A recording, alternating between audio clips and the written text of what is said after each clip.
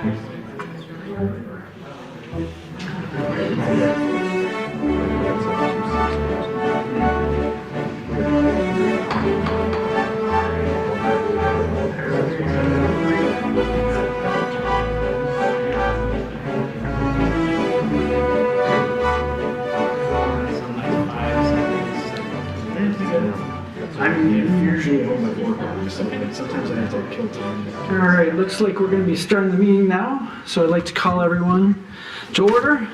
Let everyone know the board does not write the zoning ordinance, but does have the authority to grant relief where practical difficulty or unnecessary hardship would result. The board will vote on each agenda item following a public hearing. Use variance requests require a minimum of 6 affirmative votes in order to grant requested variances. Non-use variance requests require a minimum of 5 affirmative votes in order to grant the variances. Please note that any order of the board is valid for a period of 1 year. If you would like to request that the board table or adjourn your case due to the absence of a full board, you must inform the chairperson immediately after the public hearing. Tonight we have a full board. Petitioners shall do their best to limit presentations to 10 minutes. Each participant in a public hearing shall do their best to limit comments to 3 minutes. All right, as stated, we have a full board. Is there a motion for amending or approving the minutes of March 14, 2024? Ms. Zook. I'll move to approve the minutes. Is there a second? Mr. Clay. I'll second.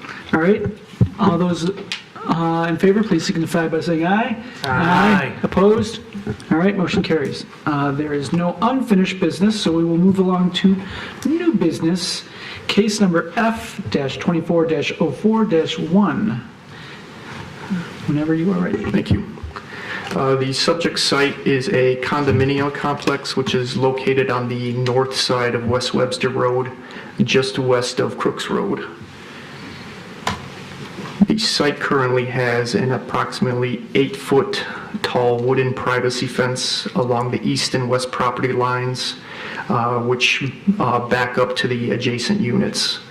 And the petitioner is looking to replace that fence with a new 8-foot tall site obscuring wooden fence in the same approximate location. And the city's fence ordinance limits fence height to 6 feet along property lines. So the petitioner is seeking a variance to waive 2 feet from the maximum permitted fence height of 6 feet along the east and west property lines to install a new 8-foot tall fence at said locations. Thank you. Okay, any questions for staff? No, seeing none, all right. Petitioner, please come forward and state your case. I'm Randy Hype with Action Fence of Michigan. Our customer is looking to replace the fence that is existing. It's 8 foot tall. We're not sure when it went in. I don't see, or I couldn't see a permit that was ever pulled for it.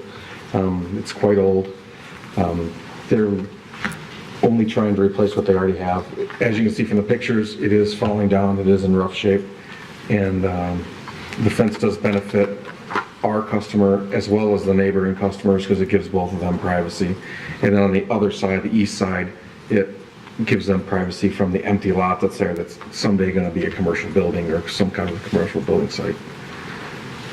All right. Any questions for the petitioner? Mr. Clatt. Did you reach out to your neighbors? Did they have any concerns or? I have letters from both sides stating they're in agreement with the fence. Okay, thank you. Yep. If you have them with you, you can pass them along to show off. Thank you. I guess I do have one. Mr. Gavitt had a question first, and then we'll go. I was just wondering if your client had given any indication what they would do if this didn't get approved tonight. We hadn't talked about that. I've done a lot of fences in Royal Oak. Obviously, we pull the most permits here. I've done several 8-foot tall fences through the years. I've been here since '98. It used to be this way. If we were on an alley or a commercial property, we just applied for the permit. They let us build it. Now things are different. So generally in a situation like this, obviously it is up to the board, but generally it goes through. So we didn't really talk about it. Fair. Ms. Zugan and then Mr. Clatt again. Is there any physical impracticalities about putting in a 6-foot fence? Well, there's patios. So if you're standing on your patio, you look right over the top of a 6-foot fence to the neighboring property, which is that building there. Well, So, I noticed there's a 6-foot fence in between the parking. patios. No, on the parking lot. So when I pulled my car in, there was a 6-foot fence and I couldn't see over it to the patios. You know, what I'm saying is if you're inside the units, like inside their little, let's call them backyards, if you're standing on your patio, if it was a 6-foot fence, you'd look right into the neighboring house. If you're over 6 feet. What's that? If you're over 6 feet. No, if you're standing on the patio, because the patio is elevated. Oh. Okay. So you look right over it. Mr. Clett? My question is more for Alex. So there's nothing that prevents them from keeping this fence, and they just keep applying Band-Aids over time to this to keep it in its somewhat workable condition, I assume, Well, certainly, unless it became like a code enforcement issue. if it was leaning or Yeah. listing. Okay. And Alex, just for the record, there is no code enforcement? No. Okay. Any other questions for the petitioner? Can I say one more thing? We'd rather not Band-Aid it. We'd rather make it look nice to both neighbors all over again. But yes, we could replace posts and If there's no further questions, we'll come to this side of the, we'll open up public hearing and, right? Is there anyone to speak on this case? Please come forward. Hi. My name is Rita, and I'm a resident of this complex. I'm actually the president of the board. One of the major concerns we have of not having the 8-foot fence is a lot of us are single ladies that live there, and we feel more secure when we're in our patio. And we have Amber Apartments on one side, and we have an empty lot that oversees Crooks Road and Planet Fitness. And that Planet Fitness is always busy, and they tend to park close to where our fence is, you know, like on Webster. So for me personally, I look at it as more as a safety and privacy issue. Thank you. Thank you. Anyone else to speak on this issue? All right, going once, twice, 3 times. We'll bring it to the side of the board. Motions and/or discussion. Mr. Gavin, I think I saw your hand first. I'll move to approve the variance as requested. Is there a second? Mr. Wolf, seconds. Go ahead.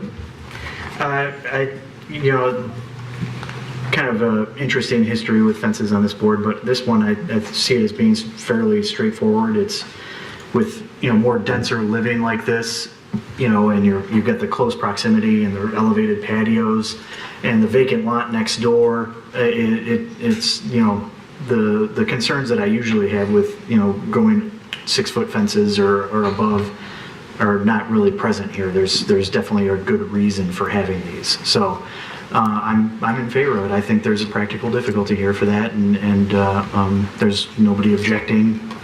So I don't see any reason why not. Yeah, and I'm going to add to that, it's a like-for-like replacement. I don't, it's already there at 8 feet. I don't see why we would make them go down when there already is an 8-foot fence there, so. Any other comments? Ms. Zukin? Well, I would have a problem with it because I don't see a reason for it because they're not on a busy street, and the side facing Crooks, there's parking before that, the parking structures. But the fact that there's raised patios gives me pause to not object to it. Ms. Robinson? I was going to be against this in the beginning, just thinking why there was no reason until I heard them talk about the patios and the privacy part and safety part. I will be in support. Mr. Clegg? Now, I'll be in support too. Practical difficulty here is existing condition. They've enjoyed this privacy for years, and I see no reason to change that. If it was on the public way along the sidewalk, it'd be a different story, but it's not. It's between these 2 developments, or I guess 3 developments in that case, so I'll be in support. Anyone else? Once? Twice? I too will also be in support of this. I agree, practical difficulty is the part that they've already had in there, and more so definitely along the side that is with Planet Fitness. You usually want to have that 8-foot buffer between a commercial space and a residential space, just to give the residents a little bit more privacy. So at the very least, along that edge, I think they have no problem getting the 8-foot. And then the other one, it almost is like an alley because of the driveway there. So I don't have any problems with what they're requesting. All right, seeing no more comments, we'll move to a vote. All those signify by saying aye and raise your hands. Aye. Opposed? Okay, motion carries unanimously. Congratulations, best luck to you. Thank you. Next next one is case number 24-04-08, 1829 Northwood Boulevard. Whenever you are ready, you may take it away. Thank you. The subject site is located on the south side of Northwood Boulevard within the one-family residential zoning district. And the site is currently developed with an existing single-family dwelling, and there's an attached garage which is accessed from the rear of the property on Sycamore.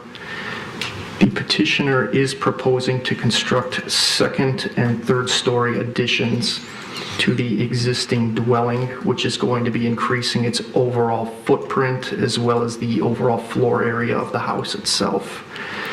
Now, the minimum required front yard setback that's required along Northwood Boulevard would be established by taking the two adjacent properties and averaging them out. And that, of course, would be measured at the closest point of living space on the two adjacent houses respectively. So for this property, it works out to 31.3 feet. However, the existing house already maintains a non-conforming front yard setback of 29.5 feet. And the second story additions will be maintaining the same front yard setback as what's currently there. So they first need a variance to alter and expand a non-conforming structure in a non-conforming manner, and a second variance to waive the 1.8 feet from the minimum required 31.3 foot north front yard setback. Now, of course, based on a property of this size, the maximum permitted total lot coverage would be 6,000 square feet. And again, this site already has a non-conforming total lot coverage, which is 31.4%. So after the proposed additions, it'll come to 32.5%. So the petitioner is seeking a third variance to waive the extra 1.1% from the maximum allowable total lot coverage of 30%. And last, of course, the cap on the usable floor area for any single-family house in the city is 3,500 square feet. And based on the proposed floor plans for the additions, it will result in 4,054 square feet of usable floor area, which is going to be bigger than what it currently is at 3,422 square feet. And staff, of course, included the third floor attic space in this calculation since it's accessible from the stairs and it maintains a full ceiling height. So the petitioner is seeking a fourth variance to waive 554 square feet from the maximum allowable usable floor area of 3,500 square feet. Thank you. All right. Questions for staff? Ms. O'Gid? I'm not really good at reading plans, but you said that the footprint isn't changing, but there's more lot coverage. How does that happen? No, the footprint is increasing. Oh, it is? Yes, So they're doing more than just going up? correct. Okay, thank you. Is it the top left corner? Are they adding? Yes, along the So front they're corner. squaring off the front of Correct. the house? Any other questions? Mr. Reddy?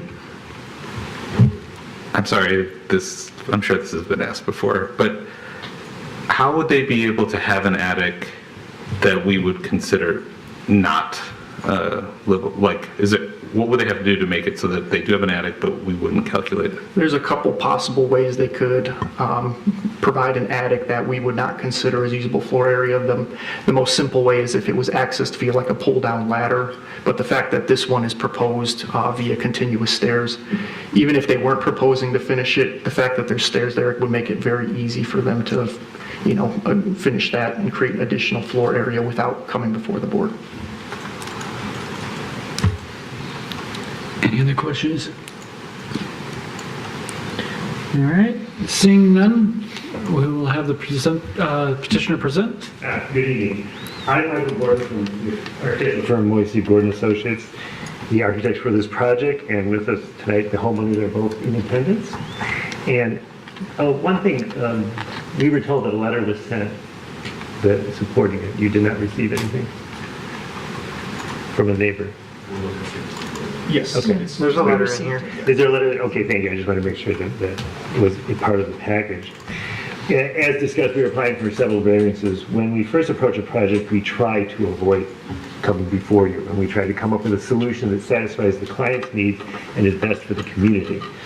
However, this lot, if you look at it, is a very oddly configured lot. It's a through lot fronting on 2 streets with a driveway approach that's shared with the lot to the east. It is encumbered with a lot of things that have already been approved down the road. We think these are existing conditions. If I could simply square the lot off, we wouldn't be here tonight, but that's not an option, of course. Further, the lot coverage is over what is allowed, but the lot coverage basically exists. The reason we're creating a covered porch, and that second floor extends out over it, and it's about 70-some square feet in the ask, because they wanted a covered front porch, as many people in the neighborhood, and it makes it neighborhood friendly to have covered front porches. It's very welcome to the street, and it's just over a 5% encroachment. The final concern is usable floor area. There is one other option, that if we simply showed a 7'5" ceiling height for more than 50% of the floor area, it would be considered unusable by code. I did that in Birmingham. They let us do that. But we don't want to do that. We think it is. Over the years, especially through the pandemic, we see more multi-generational households. We see a lot more working from home. We see having the need for spaces where the family can gather, but also for privacy, for conducting business, for conducting kids doing their homework. The expanded family that they have, this is the solution that we're seeking, is this multi-generational environment where they need the extra space. And we think it's a reasonable ask. I never come before you unless I think it is a reasonable ask. And I think it enhances the property, and we hope that you see that the solution isn't an egregious overbuilding for the site, and we hope you look favorably upon it, and we're happy to answer any questions. Go ahead, Mr. Moore. Yeah, can we address the attic? So you're saying that that's going to be usable space, and you wanted a space that's usable, so it's not just an attic then? Well, their current plan for it is an attic for storage, because so much of the basement and everything is developed, and why not have an attic you could stand upright in? When we first applied, we didn't think, the city is the one who came back and said, no, we're going to count this as usable space. We didn't think it would be, even though it has a stair leading up to it. I have a home with a stair leading to the attic, and it's unfinished, but it would be counted in the same way because I actually have a stair up to it, which was not uncommon in houses of, mine's house is 100 years old. Okay. So. Other questions for the petition?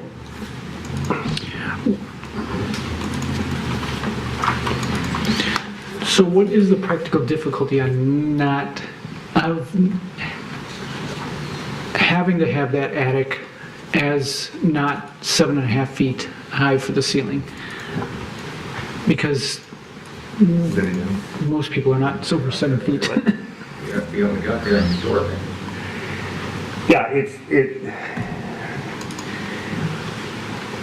I suppose that could be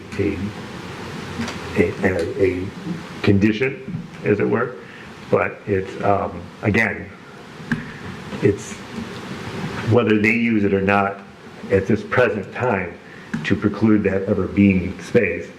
We figured, oh, well, we'll come in since this, I mean, we had never intended it to be completely finished and used for living space.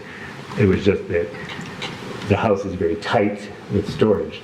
And they said, well, this is an opportunity both to change the roof line and to give it a little more character and get the storage that they need. So approximately how often do your clients think they'd be going up there? Seasonally. Okay. Yeah. So I'm going to ask a second question then. What would preclude them from maybe building a shed in the backyard or something? Go back to the site plan. Oh, I looked at the site plan. I looked at the Yeah. site plan, and I even looked at it on Google Maps. And without having visited myself, because I try to not so I can be as objective as I can be, there is potentially, there could be space either in the back or the side yard, depending on where the size and what you needed. So I wanted to ask the question as a practical, were there other alternatives, looked at I mean, it's a real tight site. Most of the open space that's available is in the front yard. So that's not an option there. And with the driveway, and then you can see a corner of the lot's taken out because of the driveway for the neighbors, and the side yard doesn't exist on either side for most of the house. And then the only thing left is the patio and recreation area. There really isn't. And then, again, because it fronts on two streets, putting a shed close to the other street, even though it is technically the backyard, I think would be more egregious to the neighborhood than doing this. Was that considered?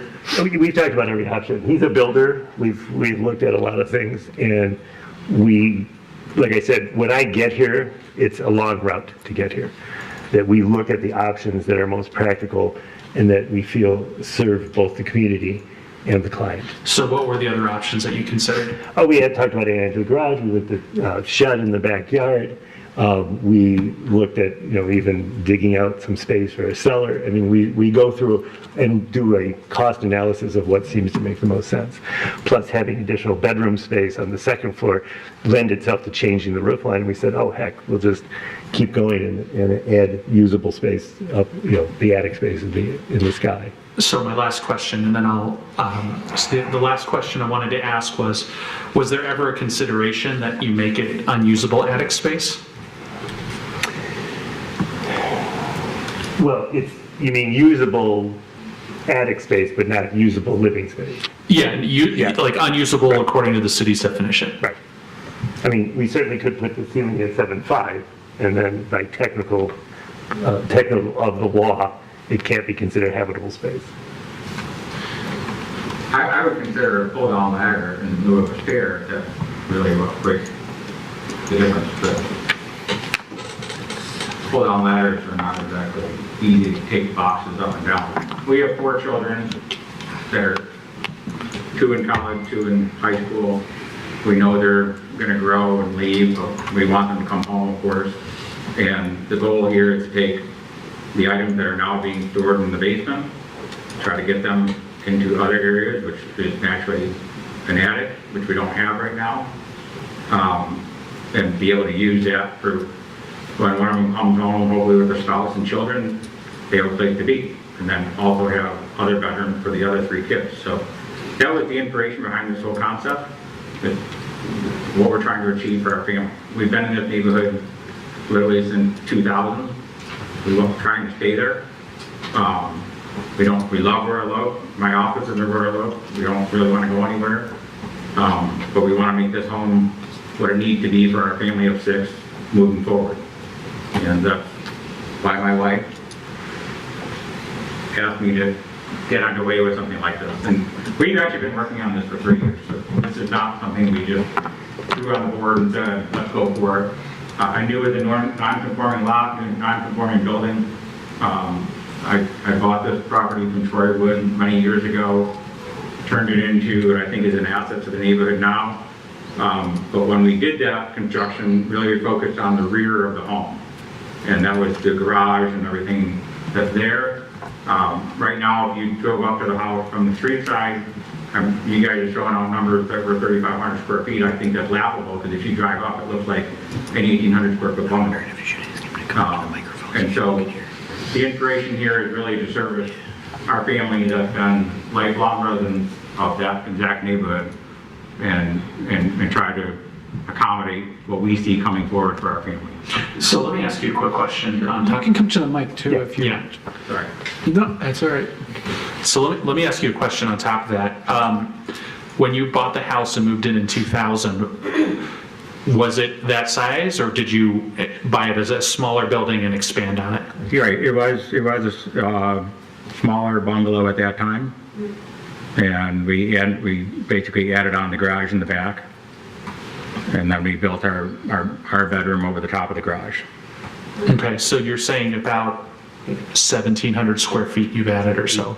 Your wife is... We had to tear down that extra portion of the house. Oh, we did. I'm sorry. That's right, because this was originally, 3 parcels.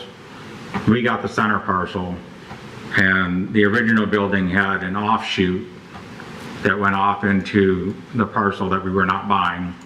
And so as part of that, when this becoming a conforming lot, we had to tear off that bedroom suite, which was the master suite on the main floor.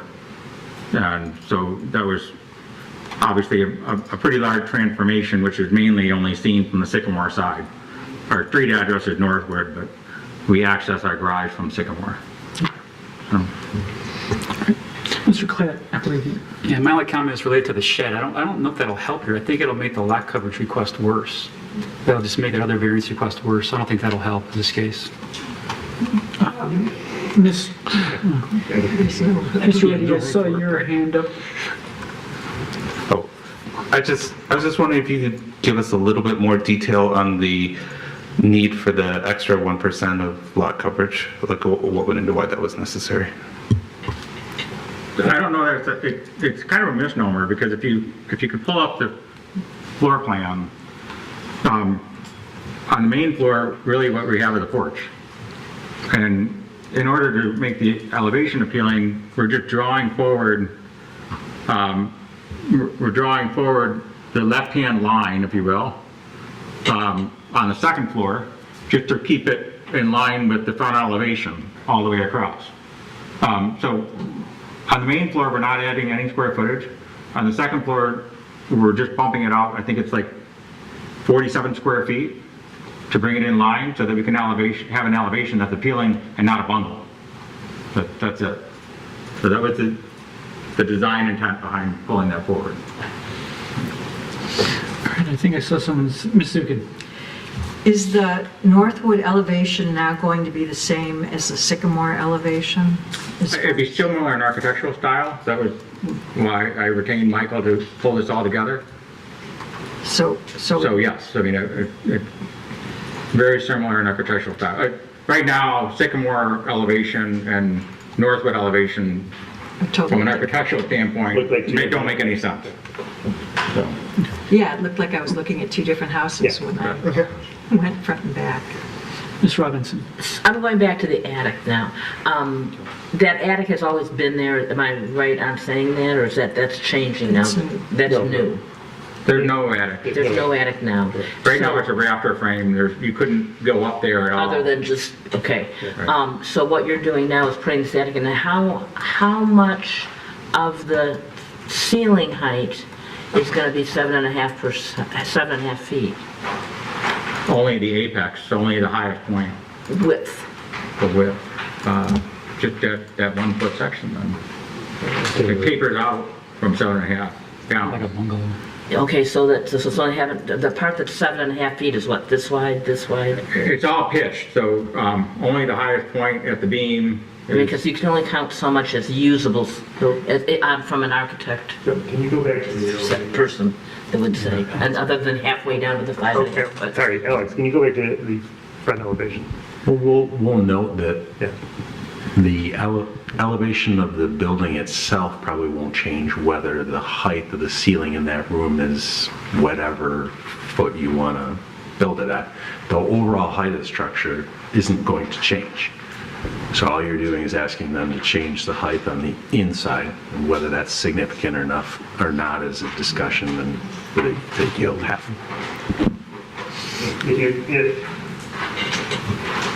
The ends of the room are about 6 feet tall, and then it goes up to the middle. And very little, maybe 4 or 5 feet in the middle. Okay, that's what I'm asking. Okay, thank you. Because if you look, there's a 6'8" dimension to the head of the window, and you can see that the two dormers that help create that space are at that same height. And with the structure, it's probably about 6 foot, because we have to have 2x10s now. Right. Okay, thank you. All right. Any other questions? All right, seeing none, we will, thank you very much, open up public hearing. Anyone here to speak on this case from the public? Going once, twice, 3 times? Okay, we'll close public hearing, bring it to this side, discussion and/or motions. Mr. Gavin. I think I'm going to do what I view as, let's handle what I view at least as the low-hanging fruit first. Okay. And move to approve items A, B, and C as requested. Okay. Mr. Clapp, second set? All right, go ahead, Mr. Gavin. No, A is the altering and expanding and non-conforming structure. That's just inherent in what they're doing. The 1.8 feet of the minimum required setback, it's just, they're extending that front, making it flush the entire width of that. I don't see a problem with that. That is the existing setback as it is, so that's not a problem. And then the same along with that, the additional 1.1%, I know not all of it's coming from that bump out, but most of it is. So it's just a minimal issue in my mind, in terms of the addition, the type of addition that they're doing. In order to go up, they need to do these things. So I view them as being basically the minimal ask they can do in order to add these extra stories up front there. So I don't see it as a problem in order to accomplish that goal of expanding their upper floors. It does substantial justice to them. We have no public comments here. We have one letter that's in favor of it from a neighbor. Some of that's due to unique circumstances of the property. It's just that is the house that they're expanding on, so it's already in existence. And those hardships are not created by them. It's created by physics and architecture and the way that they have to expand it. So I view those as being the minimal asks that they need in order to accomplish this. So I'm fine with those. Mr. Clayton, anything to add? I think Rob summarized that well. Thank you for reaching out to your neighbors. Again, there's practical difficulty here due to that existing non-conforming condition. It's not self-created. To ask you to push the structure off the bearing wall creates a challenge in itself. So that's all I'll be in support. Okay. Additional comments? Once? Twice? I too shall be in support of this, although I don't like going so much over the 30% lot coverage. It actually is already covered there already because they already have the porch there, so you're not really doing much more than what's already there. So that's the practical difficulty in that aspect, and everything else is all related to, hey, it's already non-conforming. You're just going up. You're not making the footprint bigger on the bottom. So I don't have an issue. All those in favor signify by saying aye and raise your hand. Aye. Opposed? All right, motion carries. There's now the last variance we need to decide one way or another. Mr. Gavin? And I'm going to start with some discussion. And just to make sure, because the petitioner said that he was open to doing the pull down. The 477 square feet up there, that still doesn't bring us, basically a variance would still be required. Correct, that's correct. For that, even with those other items being approved. But it would make that a smaller variance request. So it would exceed, how much would it, did I calculate it would exceed by 77 square feet? Was that right? Yeah, if you want to be nice, you could say 80. 80, okay. So, okay, round it up, yeah. So that's I guess the question is if that's, I'd actually rather get input from the petitioner on whether they want to hit that and if that's the route they would be willing to go. I think it would make it more acceptable. I was already on the fence, but I think if doing a pull down like that or something to make it not count as usable square footage, I understand, the desire to have the walk upstairs for it, but it does make it access a heck of a lot easier, especially if you're carrying up boxes and all that. But one of the thing that kept running through my head as I was thinking about it was, this board, we have to have a really, really long range view of things, and I'm sure you wouldn't use it that way, but the next person you sell it to might not know the history going into all of this decision making and why those steps were there and what it was intended to be used for. They would just see it as, oh, there's an unfinished area up here with stairs and I can finish it and we can start using it as square footage. So it's just one of those things that's what's running through my mind. So I'd like to to know if the petitioner wants to take that route, or, do a pull down or do something different on it, and then we can address it on that basis. That's just my opinion. I'm defer to the board on how we proceed. Yes, Mr. Wolf. So this case kind of brings up a case that we had, was it last month, the month before, where one of the petitioners, wanted to go over in part because of, they wanted to have for their family and what they needed going forward. And we had approved that pretty much based on, it was, the practical difficulty there was, what they wanted for, I think it was like a tube sink, like a Jack and Jill bathroom or whatever it was. So for that, I do see where you're coming with Mr. Gavin, and I'm actually kind of, you put it really nicely, because I'm thinking the same thing. So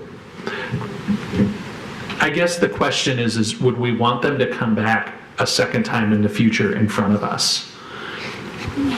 And we don't know, maybe that's next year, maybe that's 10 years from now, we don't know. So I would be okay with them keeping it as is, just to save them the trip of coming from here, because that in of itself is a practical difficulty, asking for another variance and another variance. So I think based on those two precedents alone, I don't feel like there's, I think I'm okay with what they've got here. But again, like Mr. Gavin said, I'm really on the fence on this one. So I was going to say, is that a motion right there that you're going to? No, that is just me thinking out loud. Mr. Moore. I'm not following what you're thinking here. Why would they come back to us? And again, if I'm misunderstanding this, please let me know. But it sounds like the debate that we're having is if we let them have a pull down, they're still going to be over by about 80 square feet, and that would still require a variance. So would we grant them that and then have another variance if and when they decided to if and when they decided to convert that to usable space? So that's I think where the debate is. So either way, it sounds like they may need it.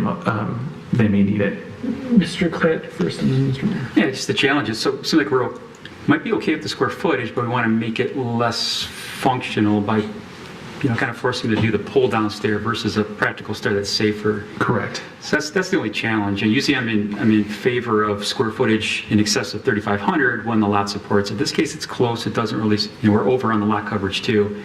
But again, from the street, it looks the same. We don't have a height issue. We can force them to put a ceiling joist in and kill that attic altogether, but the space is there. You can't tell from the street. So if we're okay with that square footage, it just seems, we want to make it less functional by putting a pull-down stair when they're going to use it anyways, but why not let it be functional and safe? I guess that's what I'm not understanding. Mr. Moore. It wouldn't be unusual for petitioners to come back, even if it wasn't them, if it was somebody else who bought the house. I mean, we've seen that before where staff provides all the findings, this was done in 2000, this was done in 2010. People come back all the time, not even the same owners. So if they had a practical difficulty at a later date that they needed that space, they could come back. I mean, that wouldn't be unusual. Mr. Wolf. Yeah, no, that's a really good point, Mr. Moore. And that's where I'm unsure, and that's where I'm debating in my head.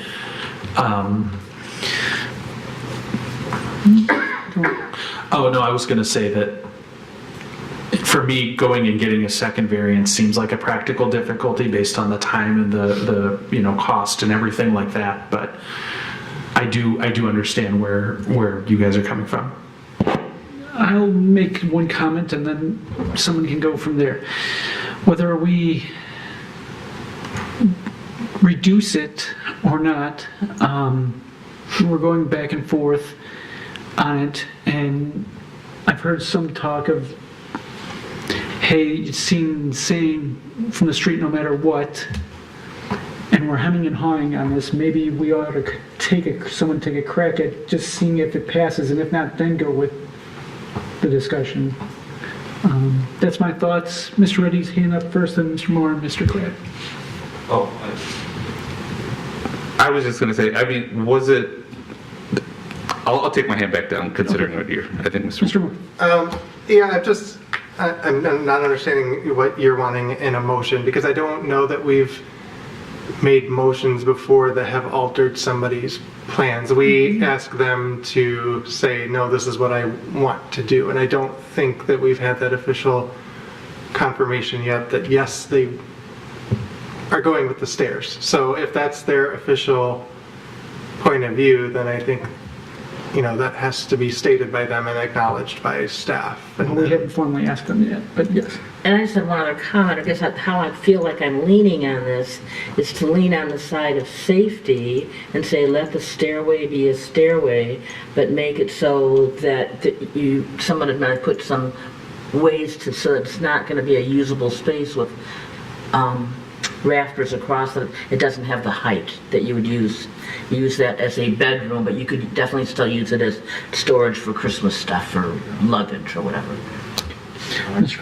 So I guess before I make a motion, do we want to give the applicant, they've heard the discussion up here, do you want to give them the ability to table and come back for this item, or do they want us to proceed with a motion?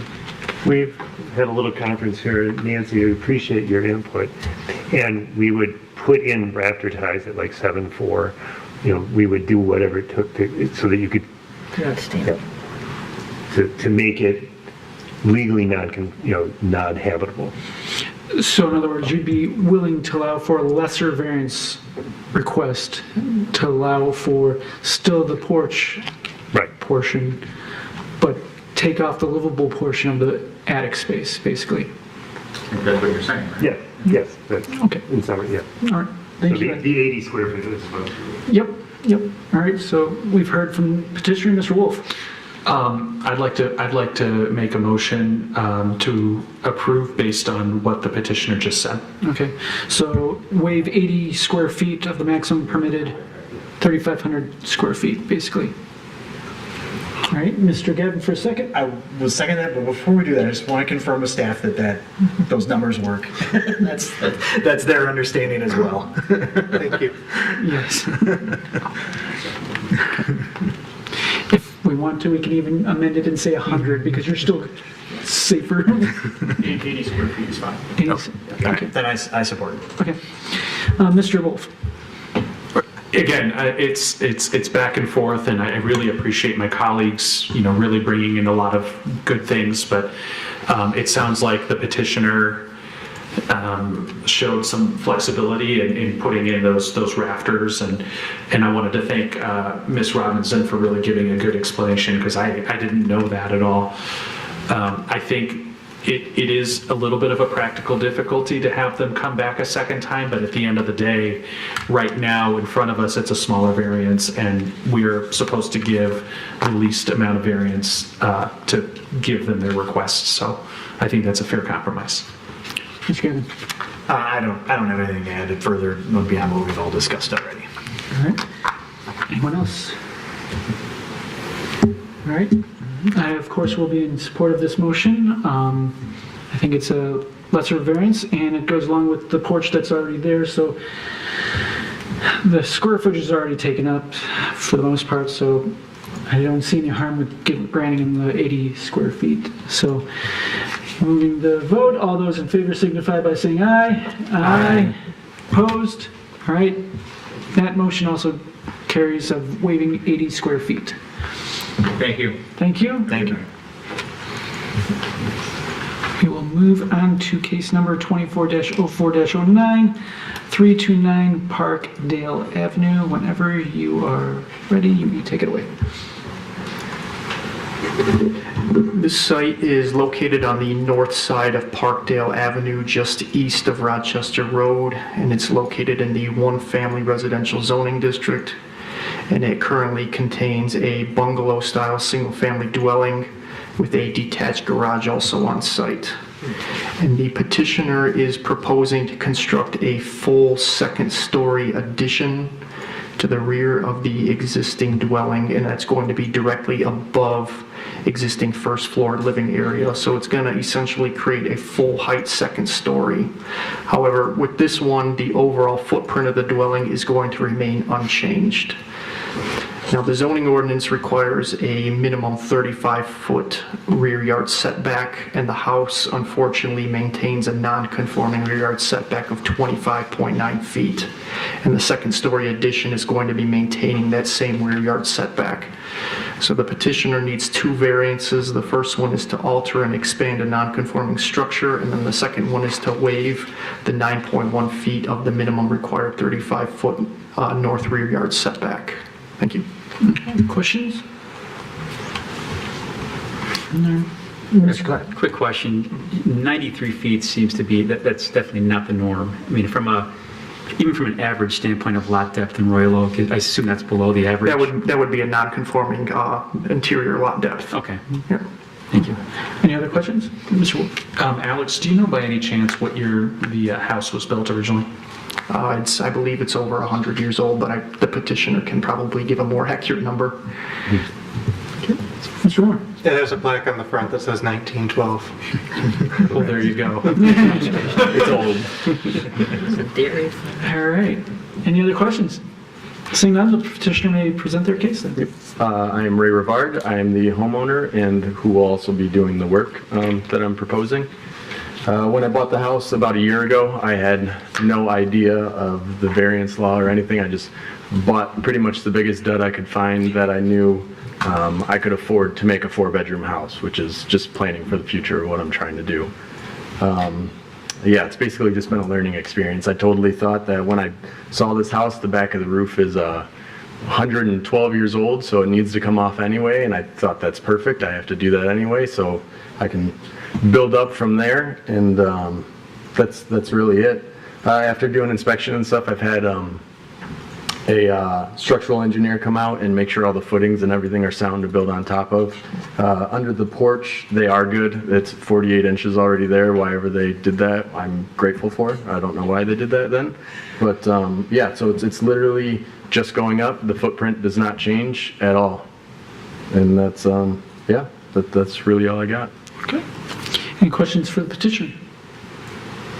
Ms. Grant? Have you talked to any of your neighbors about this? So my neighbor directly to the west of me is stoked for it. She has lived there her whole life and just wants to see the house be basically recovered. The neighbors to the east of me, they are kind of, I think they're in Florida most of the winter, is what I'm generally getting. And neighbors across the street were great with it as well. So I did not talk to the people behind me, but they are also, oddly enough, the farthest away from me by the way that their lot is sized. Any other questions for the petitioner? Just so I understand, that the porch is on, is a cement slab, but it's on a 48-foot wow. Correct. Yep. Any other questions? All right. Thank you. We'll open up the public hearing then. You may sit down. Okay. Anyone here to speak on this case, for or against? Going once? Going twice? 3 times. We'll close the public hearing and bring it to this side of the board. Any motions and or discussion? Mr. Reddy. I move that we grant the variances as requested. All right. Is there a second? Mr. Collette. Okay, go ahead, Mr. Reddy. I think the lot as it is provides a practical difficulty due to the existing situation, so. Mr. Collette, anything to add? No, I think it's an existing non-conforming condition. The practical difficulty is, it has something to do with that lot depth too. It makes it a bit challenging for you. I think the home is kind of nestled in between the 2 garages, so really you can't really see it from the public way. It's concealed back there. So I think the addition is appropriate, seems logical, makes sense. So again, I think nice design, good job. Any other comments? Ms. Robinson? I'll be in support. I'm happy to see Royal Oak old houses like this being brought up to date in a way, but yet still keeping that kind of historic look to them. Thank you. Any other comments? All right, I too will be in support of this. It's why we have the board here to grant these non-conforming structures allowance to be renovated. I mean, that's a practical difficulty in that case. Not only you can't help it, it is built the way it is. So I have no problem. All right, seeing no other comments, we'll move to vote. All those in favor signify by saying aye. Aye. Opposed? All right, motion carries unanimously. Congratulations. Best of luck to you. Thank you. We will, let's see, move on to case number 24-04-10, 715 South Kenwood Avenue. Whenever you're ready, you may take it away.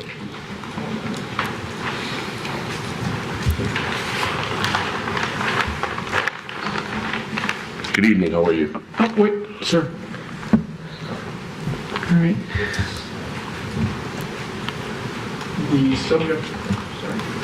The subject property is located on the east side of South Kenwood Avenue in the one-family residential zoning district.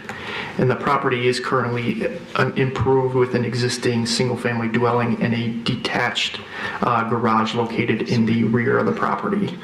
The existing house currently maintains a portion of the rear elevation which has a full height second story, but the roof area adjacent to it is still in the bungalow style. And the petitioner is proposing to square off the rear elevation with a full height second story addition, which is going to create the full second story along the entirety of the rear of the house. But of course, the front of the house would remain as is. So with the similar case, the overall footprint of the building, again, is not going to be expanded. However, the zoning ordinance does require a north side yard setback of at least 5 feet. And since there is a detached garage which is located in the rear yard, it also requires the combined side yard setback. So the north side yard setback needs to be at least 5 feet, and then the two side yard setbacks combined need to equal 15 feet. And unfortunately, the existing house maintains a non-conforming 3.8 foot north side yard setback, and the combined side yard setback is only 11.8 feet. So the petitioner needs a variance to alter and expand a non-conforming structure, a variance to waive 1.2 feet from the minimum required 5 foot north side yard setback, and then the third variance to waive the 3.2 feet from the minimum required 15 foot combined side yard setback as well. Thank you. Okay, any questions? Seeing none for staff, now you may... Hi, good evening. My name is Brian Lee with Metro Home Improvement. I'm representing Kathleen McDonald, who's the petitioner. What we have here is when the client purchased the home 3 years ago, they were not told that the home was in a non-conforming use. There was not a survey provided to them when they purchased the home. We actually had to go out to Chem Tech and have a survey done on our own, knowing that we were going to be applying for a building permit and you would be requiring a survey to see how the property was situated, or the house was situated on the property. Subsequently, when we did the drawings and we submitted them, we then found out that the home was non-conforming on the lot based on when the home was built, I don't know, 70, 80 years ago. What we're proposing is adding a second story room addition or a dormer off the back of the home, since the home only has currently one bathroom. They're a family of now, there are 3, but she's pregnant and about to give birth to a 4th. So they have very small bedrooms and they only have one restroom in the whole home. So that addition upstairs would be a bathroom as well as some closet area and office space that they need because their jobs require them to work from home. Currently they're using a bedroom downstairs, but that will be converted to a nursery if the variance is granted to us, and that would be the office space that you see within the blueprint that we provided. This dormer, or the second story tie-in, does not exceed the footprint space of the home. It ties in on the same exact plane of the home, so I would not be cantilevering or adding outside the existing footprint of the home whatsoever. Thank you. Any questions for the petitioner? All right. Oh, is that a hand, Mr. Moore? No. Okay, it's just as good. All right, thank you, sir. Thank you. You may sit down. Thank you. Open up the public hearing. Is there anyone to speak for or against this case? All right, seeing once, seeing twice, seeing 3 times none, we'll bring it to the side. Is there any motions and or discussion? Mr. Collette, go ahead. For the sake of discussion, I'll make a motion to approve, let's see, that's all 3 variance requests, A, B, and C. Is there a second? Mr. Reddy with the second hand. Go ahead, Mr. Clapp. No, so again, this one is very similar to the Parkdale case that was just before us, except we're east to west versus north-south here. But again, we're expanding an existing non-conforming structure that was built prior to the homeowner purchasing the lot. No impact on the neighborhood or the neighbors in general, so I think you did a nice job with the addition, and for those reasons, I'll approving it, or voting to approve it. All right. Mr. Reddy, anything to add? I do not have anything to add. Mr. Wolf? Just to add to that, to what Mr. Klatt said, I live a couple streets over and walk my dog on South Kenwood all the time. I wouldn't have known that there was an addition in the back, so I have no problems with this either. Okay. Any other comments?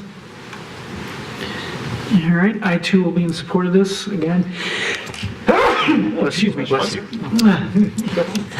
Again, this is a non-conforming structure. They can't help it. It is the way it's been. They're not expanding it, and it would be detriment to them if we were to hold them against meeting those minimum required setbacks and having the upper floor setback not aligned with the load-bearing walls. So because of that, I have no problem. And we'll go motion to vote, or we'll proceed to voting. All those in favor signify by saying aye. Aye. Opposed? All right. Motion carries unanimously. Congratulations. Best luck to you. Thank you. You're welcome. All righty. Next, we will move to case number 24-04-11. Yes, the petitioner did notify staff prior to this meeting that they want to withdraw their application, so there's no further action for the board to take on this. So you can proceed to the next item when you're ready. Okay, thank you very much. We will proceed to case number 24-04-12, 529 Henry Boulevard. Whenever you are ready, I believe Mr. Murphy is taking over now. The petitioner is proposing to purchase a portion of the church's parking lot, which is northwest of the building, the portion along Henry Boulevard. And that would create, if approved, if the land division application is approved, that lot meets the minimum lot size, area, width, and depth requirements, and it would equate to just over half acre in size. And they're currently going through the land division application process right now. They're doing so to construct a 2-story home with an attached garage. The ground floor of the proposed home would have 2,361 square feet, and the second floor would have 2,765 square feet. And based on the definition of usable floor area in the city's zoning ordinance, we are required to take the open floor area for the foyer, which extends obviously upward to the second floor, and that's about 170 square feet dedicated to that foyer. So we did include that in the calculation on the second floor. The petitioner also has, along the extended hallway, it leads to about a 540 square foot room above the attached garage, and the petitioner has labeled that as attic. Similar to the discussion that we had several cases prior, staff does include that floor area in the usable floor area calculation, living floor calculation, because it does have full height and it's certainly accessible via that continuous hallway. So they are seeking a variance in order to have a total square footage beyond the maximum 3,500 square feet, with the square footage as calculated by staff per the ordinance. The proposed house has 5,126 square feet of usable floor area. They're also proposing a 3-car attached garage, which is 874 square feet. The maximum allowable accessory floor area for garage is 800 square feet. So they're seeking a variance to go slightly above that 74 square feet beyond. And lastly, they're proposing a horseshoe-shaped driveway, which is shown on the screen in front of you. There is a driveway that extends into the side yard that leads to the attached garage. A segment of it also diverts off and becomes a U-shaped driveway so that cars can pull in front of the house, in front of the front, essentially the front door for drop-off, pickup, what have you. The zoning ordinance does allow for horseshoe-shaped driveways. However, there needs to be a minimum front yard depth of 35 square feet in order to place a horseshoe-shaped driveway within the front yard. And this front yard, it would measure only 25.8 feet. So certainly less than 35, and therefore they're seeking a variance for that as well. We do have a letter from the petitioner, as well as some correspondence from the public with regard to this case. And those items are attached as the last items in your packet. All right, thank you. Mr. Moore? You said 500 square feet for the attic space, and was it 170 for the foyer? About 170 square feet for the foyer and about 540 square feet for that dedicated attic room. So even if those two were taken out, they'd still need a variance of like 950 something. Thanks. Okay. I think Ms. Zukin, you had your head up next, and then Mr. Gavin. Was there a calculation done of the lot coverage? There was. I will say that I know for a fact that the garage covers, as you know, the zoning ordinance says that an accessory structure or structures up to 2 can be no more than 800 square feet. They're proposing to go above and beyond that. It also says that in no instance can they be bigger than 10% of the lot area. The proposed garage is 4% of the total lot area. I don't know off the top of my head the total lot coverage of the overall footprint of the structure, but it certainly is well below the 30%. A lot of that lends to the fact that they're going to make a half-acre lot. That's a very sizable lot. Mr. Gavin? On that, I saw in Mr. Collins' letter that it was 17%. But the question I had was, since I haven't encountered, I don't think on the U-shape or the horseshoe before, is there like a safety reason for the requirement for 35 feet, or is it just it's a lot to squeeze in and something less than that? Average size lots within the city of Royal Oak generally range between the 50 and 60 foot width.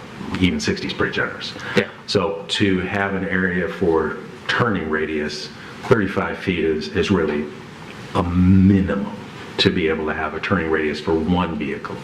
The petitioner has a frontage of certainly in excess of that, 60 feet along Henry Boulevard. So theirs, as you can see, is almost a double wide drive lane. It's significant in its size to accommodate 2 vehicles in the turning and maneuverability. It's just that hard and fast rule of 35 feet in depth. Okay. But it's really intended for maneuverability. Okay. Thank you. Other questions? Mr. Wolf? Excuse me. Across the street, if I looked at the map correctly, it is a one family, very large zoning. Is that correct? And the follow-up question to that is, would rezoning it, and I'm not saying that they need to or not, this is a question, would rezoning to that larger designation, could that potentially reduce the amounts of variance that might be given? It wouldn't change any of the variance requests that you have in front of you tonight. Okay, that was the question. Thank you. Certainly. Other questions for staff? Mr. Reddy? I mean, this might be more appropriate for the petitioner, but it looks to me like there's space to move the house back 9 feet to give the extra room for the driveway. If you, there's like a terrace behind the house, it looks like. That may very well be possible. Oh. Or to site it in some other manner, shifting it, turning it that way as well. You might be able to do that. Obviously, this is the design that they presented. And they can certainly answer as to why the particular layout. Any other questions for staff?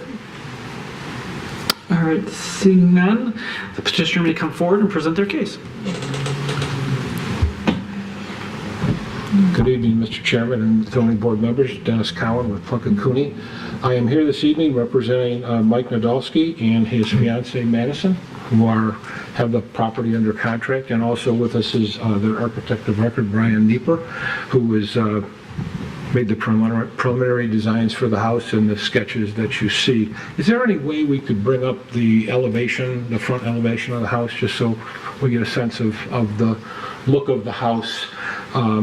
kind of an English Tudor style is what Brian's described it as, which is very, somewhat common on Henry, but we hope to take it to another level.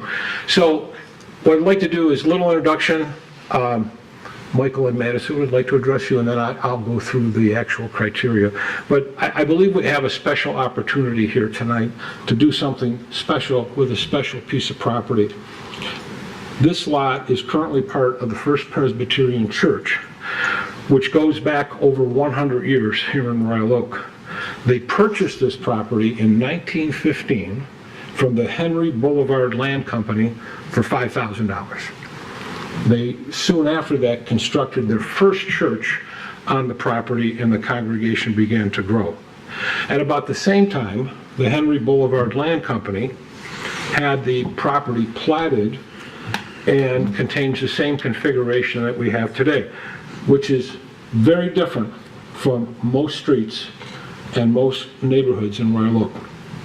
And I think it was intended at that time to be Royal Oak's grandest street in 1915. It had wide and curved roadway, large lots designed for large homes, and a location, quite frankly, of, I think, I'm not an architect, but many classically designed and constructed homes, and very different from later homes that were built in the community.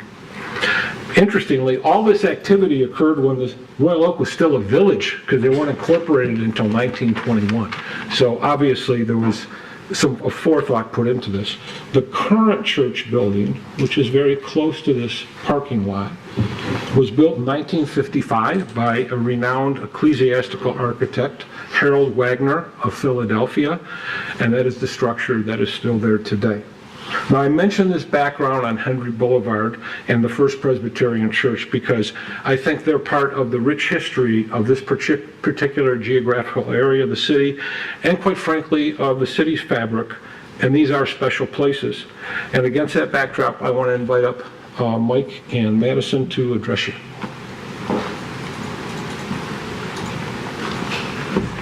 Hello, everybody. Good evening. My name is Michael Nadolski. I'm Madison. And Madison and I are building our dream house while planning our wedding right now. I've lived in Royal Oak myself for 7 years, 5 of which was at 938 West 11 Mile Road.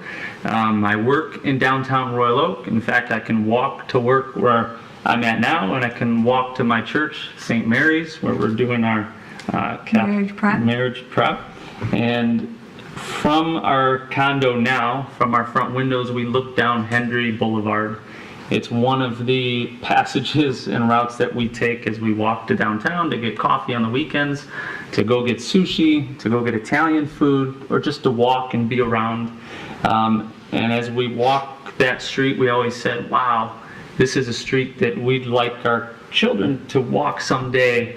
And her and I the other day, we were all nervous, and we got our tape measures out, and we're walking the site, and we're like, what neighbors are going to come out? Are they going to be mad? And we've been met with really open, welcome arms, some of which are here tonight, welcoming us as potential neighbors to the neighborhood. And it's been confirmed you can walk just about anywhere from that site to downtown Royal Oak. So you can see the design. We fell in love with Henry Street because of the look and all the houses around there. They're very unique, and so that's what we try to portray in front of you today. A little background about myself. I work for General Motors, and so when we were trying to design the house, I can work remote sometimes. And so having more space within the house, such as an office, was very important for us. I also come from a family of 6, and so I know what space is needed. And also we plan to, God willing, have lots of kids ourselves. And so my parents actually live in Fenton, and so we are hoping that they can come and stay with us along with his parents. And so that is also why we have designed a in-law suite. We'll need the help. God willing, we have the children. That's the intent. So that's a little bit about us. Dennis? So, a couple preliminary things before I dive into some of the criteria. First, The house that was proposed from the viewpoint of the applicant was 4,436 square feet. Weren't aware that the city staff was going to count in the unfinished portion of the attic, which they don't have any intention of converting into living space because they already are proposing a large home. The reason there's even a space there is because, as you can see from the dormers and the gabling and the design of the house into this English Tudor style, there's space above the garage. And we can discuss that space in more detail later. But I just want to make it clear that the intent was to have a usable square footage of the 4,436. And there's really not a lot we can do about it. I guess we call it the airspace or the ghost space that is above the foyer and the stairway. If that needs to be counted in, then so be it. But the property is rather large. It's a 22,000 square foot lot, which the First Presbyterian Church has determined is no longer needed. And a representative will be here to talk about that decision and why it's being sold to Michael Nadolski and Madison. As has been mentioned, the lot coverage is very low. It's 17%. We're not overbuilding the site in any way.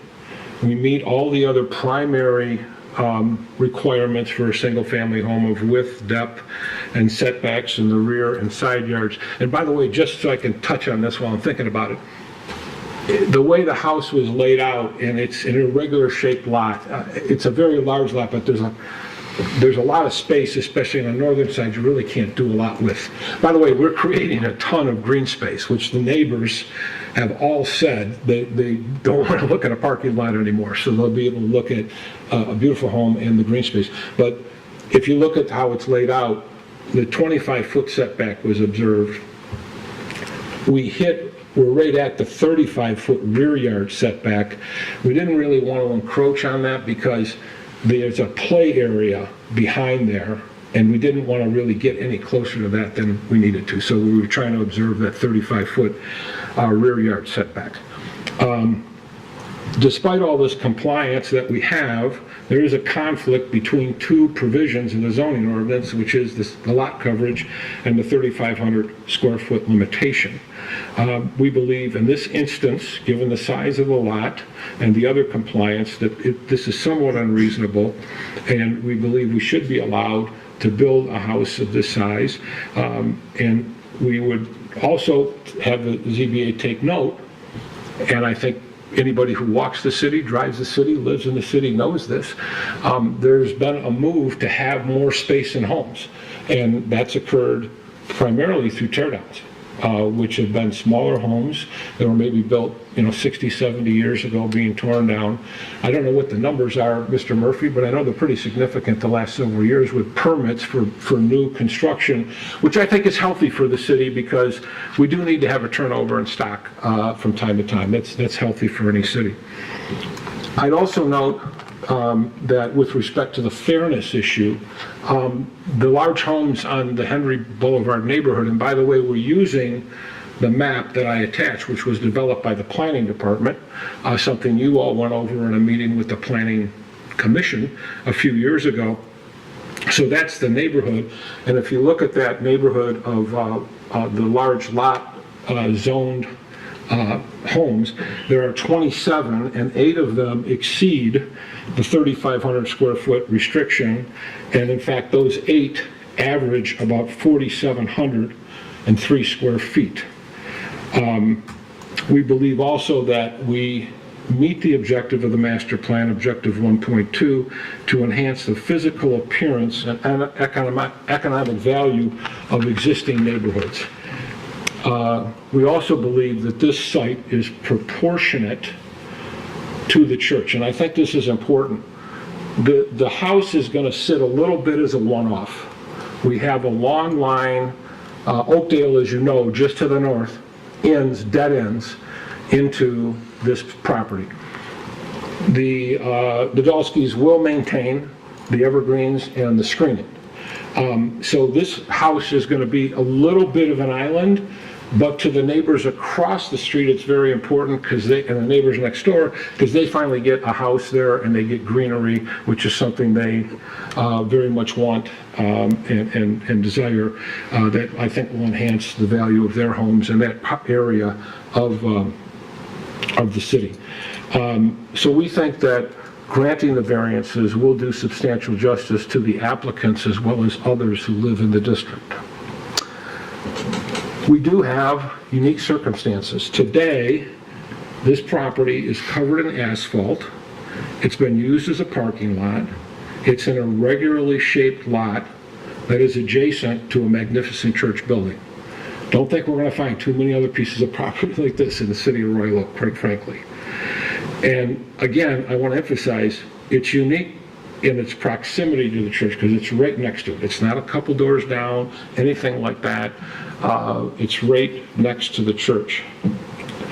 So as a result, we believe that the size of the home that's being requested with the very low lot coverage and significant green space does permit the zoning board to make this determination. We don't want a property there that's dwarfed by the church. And in talking to realtors, including the realtor who was on this one, a smaller house would be dwarfed on this large lot with a rather magnificent and large church right next to it.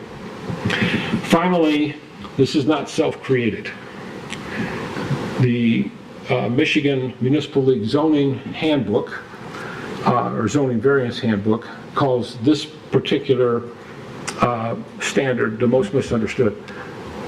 Self-creation is not proposing something, because if that was the standard, then every variance could be turned down. Self-creation is if earlier today you had someone, if they had already built an 8-foot fence and then came in asking for forgiveness, that's self-creation. We haven't done anything yet except make a proposal. So we believe we meet that criteria. Finally, in the effort to be good neighbors, we did have a meeting recently. Fortunately, First Presbyterian Church allowed us to use their facility. We did have 7 people showed up. 4 of them did sign the petition. A couple others sent their own individual letters, and I think we have some of the neighbors here this evening. All of them were very supportive and very pleased with the house, with even the size of the house, but more importantly, the fact that they are going to have a home on that property and it won't be a parking lot anymore. So I think we have an opportunity here for a win-win-win with the neighbors, with the church, and letting them divest a piece of property that they no longer need, and also to place an appropriate structure in a very significant historic and special neighborhood that will fit in, that will not stick out like a sore thumb, will fit in architecturally, will fit in terms of size and proportionality. So that is our proposal this evening, and we look forward after your public, either now or later, to answer any questions. All right. Do we have any questions for Mr. Wolf?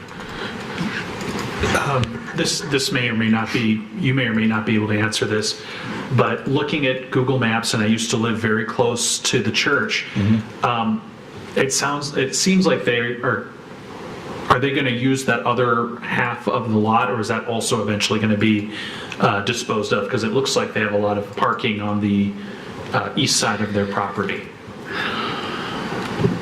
Oh, you mean the church?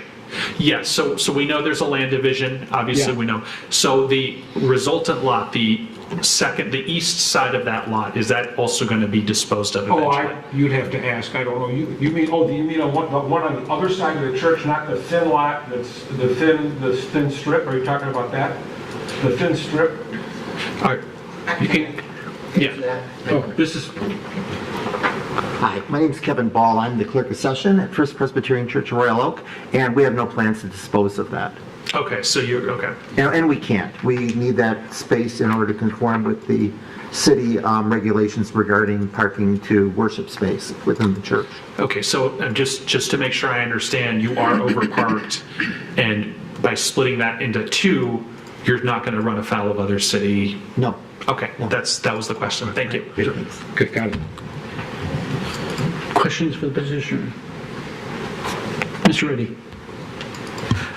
I have a few like always.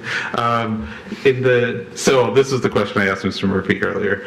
In the back, I see it's marked as PR Terrace. It seems to be about 11 and a half feet behind the house. Yes. So is there a reason the house couldn't be shifted back that 11 feet to allow for the extra? If you do that, you're going to create another variance. Which one's Rear that? side setback. No, it looks like it's within on the other side of the setback. I think that's pretty tight.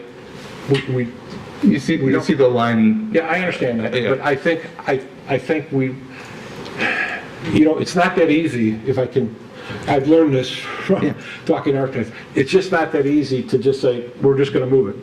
Sure, I'm asking why. Is it potentially possible? Yes, but I think for the reason that Mr.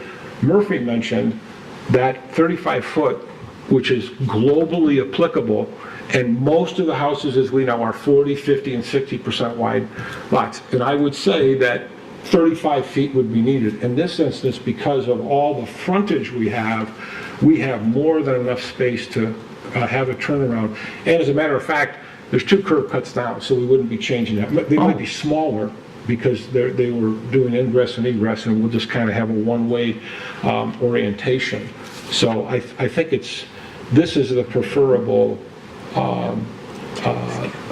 situation. But I think if we move, but you have to understand, if we move it back and then have that deck, that is going to encroach on the 35-foot. Sure, if you also have rear setback. That's what the point I was trying to make. Yeah. Okay. And then the second item is just I'm going to be a little torn. It's a beautiful house. I think it is very fitting on Hendry. I live on Pleasant, so I'm through there all the time. I think it'll fit in. It looks great. The only thing I'm torn about is that this lot is being created for this purpose. So it seems odd to say the lot that we've created is causing us a hardship that means we need to build a bigger house. I'm telling you, that's what I'm thinking. But I want to give you a chance to respond to that. And I'll respond to that. This property is already zoned single-family residential. A lot creation is just, it's part of a map. It's part of, and really, why is it done? So it can be assessed for tax purposes. This is already zoned single family. And I believe, like many churches that we have in the area, such as St. Mary's, you have rectories, parsonages, you have homes that are part of a church. Of course, this is not going to be part of the church. To be honest with you, I think that's what most people are going to think it is after they see it. They're going to think it's part of a parsonage or something like that. So this property is already zoned single-family residential. I would suggest to you that the creation of a separate lot is merely to define it for assessment purposes and also for building purposes. So I don't think that should be a determining factor in self-creation. Other questions for the petitioner? Mr. Moore? Yes, I have a couple of questions actually. So you said we would talk later about the space above the garage that's labeled as an attic. What is your solution for that? Is there a way that access can be closed off from the house and then use a pull-down ladder from the garage? I mean, what are you proposing there? Good with that? Yes, we did talk about that. Because frankly, we were a little bit surprised when, even though we identified it as unfinished attic, that it was included. But I understand why after talking to Mr. Murphy and seeing the reason. Yes, we don't need a door there. That door was put there as a matter of convenience if someone ever needed to access the attic for repairs or there's windows on the dormers or if they were broken or something like that. Yes, we can eliminate that access from the house and we can use a pull-down ladder. So we can eliminate that and lessen the variance. Okay, my second question then. So if we take out the 500 and we take out the 170, I'm going to use your math of 936 from your letter. I didn't hear the hardship there. So what would the hardship be for the additional 936 square feet? Well, I don't think necessarily it's just a hardship. It's do you meet all the criteria. This is they intend to have a large family, and they're building the house for the future. And they also have an extended family that they hope can come stay with them in the future and not have to stay at a hotel or something like that, and so they're building a larger house. I mean, there's other larger houses in that area. I really sincerely believe, knowing the history of that area and having lived here for a number of years, that that was intended to be a grand street with larger homes. Now, the zoning ordinance is a different story. I don't think the city and the government is saying you can never have a house beyond 3,500 square feet, or that's the limit for you to live in. I think that would be a ludicrous position. What they're saying is if you meet the criteria, which we believe we do, then especially on the lot coverage issue, I mean, we're so far down the scale, 17%, that this will look proportionate. And the reason I believe that 3,500 square foot was put into place was because, again, the typical lot size in our city is 40, 50, and 60 feet. If you had these houses in excess of 3,500 square feet, you would have what I call the Bigfoot effect, and I think they were trying to prevent that.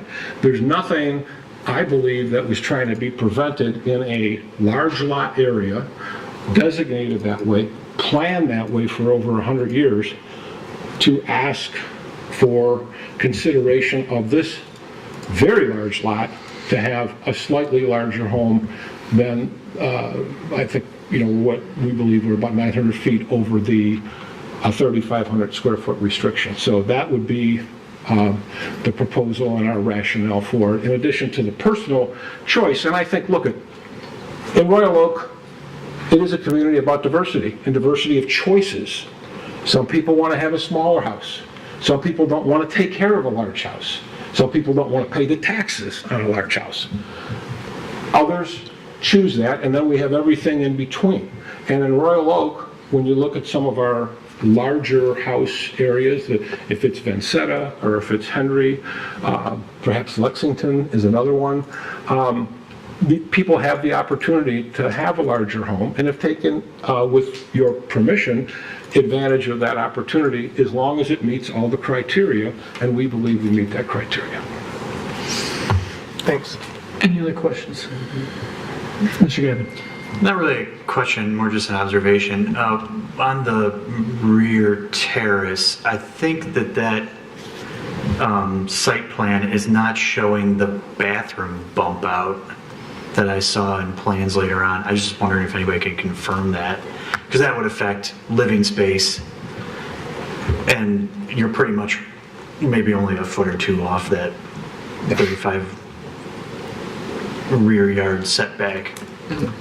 So I just wanted to make that observation so people were aware of it. Any other questions? The only question I have, because I can understand the large lot hardship that you have, with this being a greenfield site per se, all the variances that are coming to us, in the past we haven't had, even on Vancetta, the largest of houses coming to us having requests for this much square footage. So again, where's the real practical difficulty? And in hearing some of the comments here that you've given off, please address that a little clearer. Okay. How it's above and beyond what's been brought before us before. I think it's two questions. You look at the area that we have, which does have houses which are larger than 3,500 square feet, so we're very consistent with those. I think next you have the proportionality of a slightly larger home than the 3,500 feet limitation, and I think that is the proportionality. We're not next to other single-family homes. We're next to a very large church structure. The one thing they are thinking about in the future is, this is a forever home, but forever only lasts so long. So you want to have something that's appropriate, that has is appropriate if you ever sell the house, that it fits in. And I think that proportionality, that's a big issue to them. They want to do something that fits in with the magnificence of the church that they're right next to. And it'd be easy to put up a 3,500 square foot house or even something smaller. In fact, it'd be easy to subdivide it and put you could fit 2 houses on this site. It meets all the criteria. They'd be jammed in. It would look terrible. I think it would be an affront to the neighbors in the area, personally. I don't think they'd like it.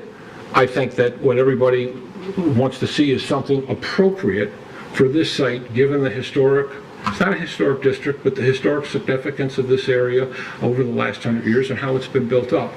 So I think what's different from us than maybe some other areas is the fact we're right next to this church. We're in an area with large lots. We're in an area with large homes. And it is appropriate to make the request. It'd be, like I said, it'd be very easy to just put up 2 single family, to put 2 homes, jam them in, and do that type of thing. That's not what the Nadolskis want to do. I don't think that's what the church wants, and that's not what the neighbors want. So, yes, is it something that's slightly more than you've seen before? It is. But we think it's very appropriate, and for what their plans are for their family, they think it's appropriate and fits in with those family plans. So, okay. Ms. Robbins.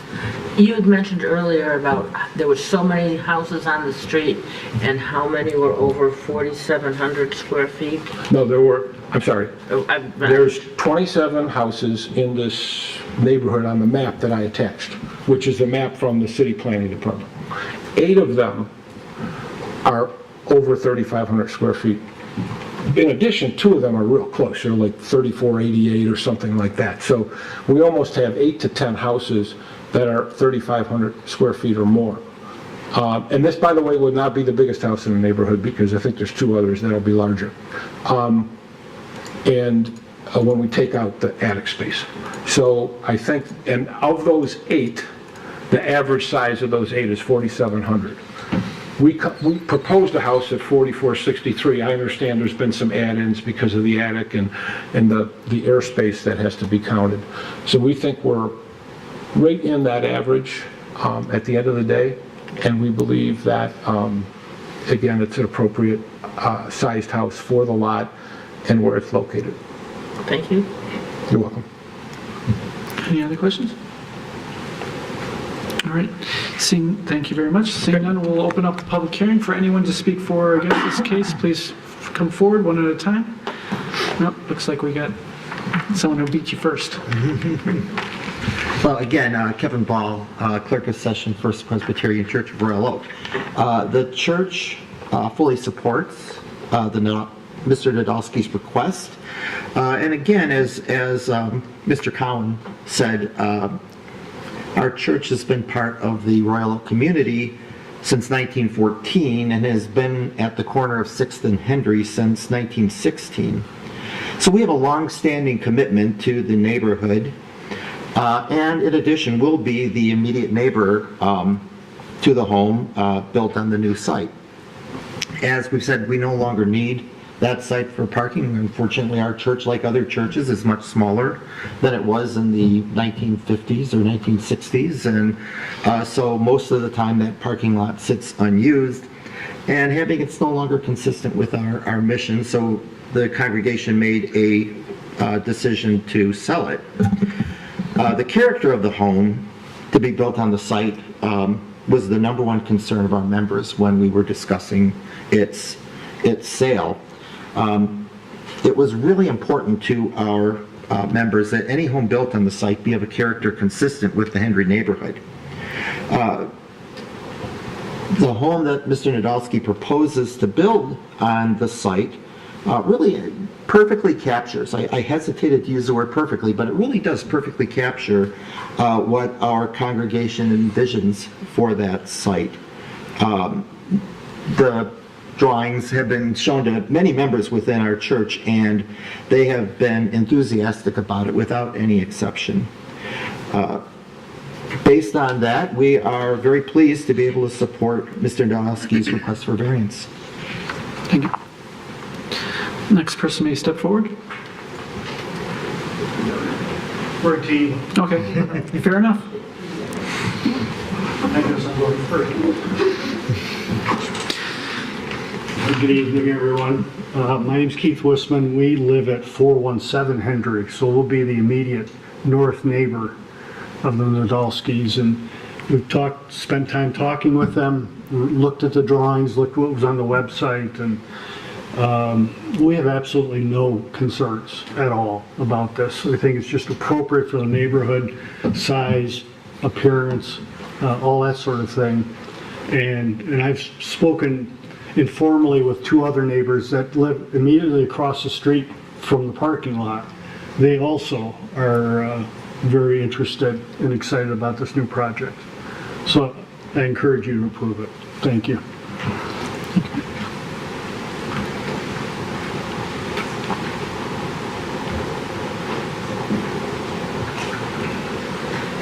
Good evening, and I'm the other half of the team. My name is Roberta Brown, and Keith and I have lived at 417 Henry since 1984, 40 years. I definitely then, as does Keith, have a vested interest in what happens in the city and in our neighborhood. So, true confessions, I'm a Zillow stalker.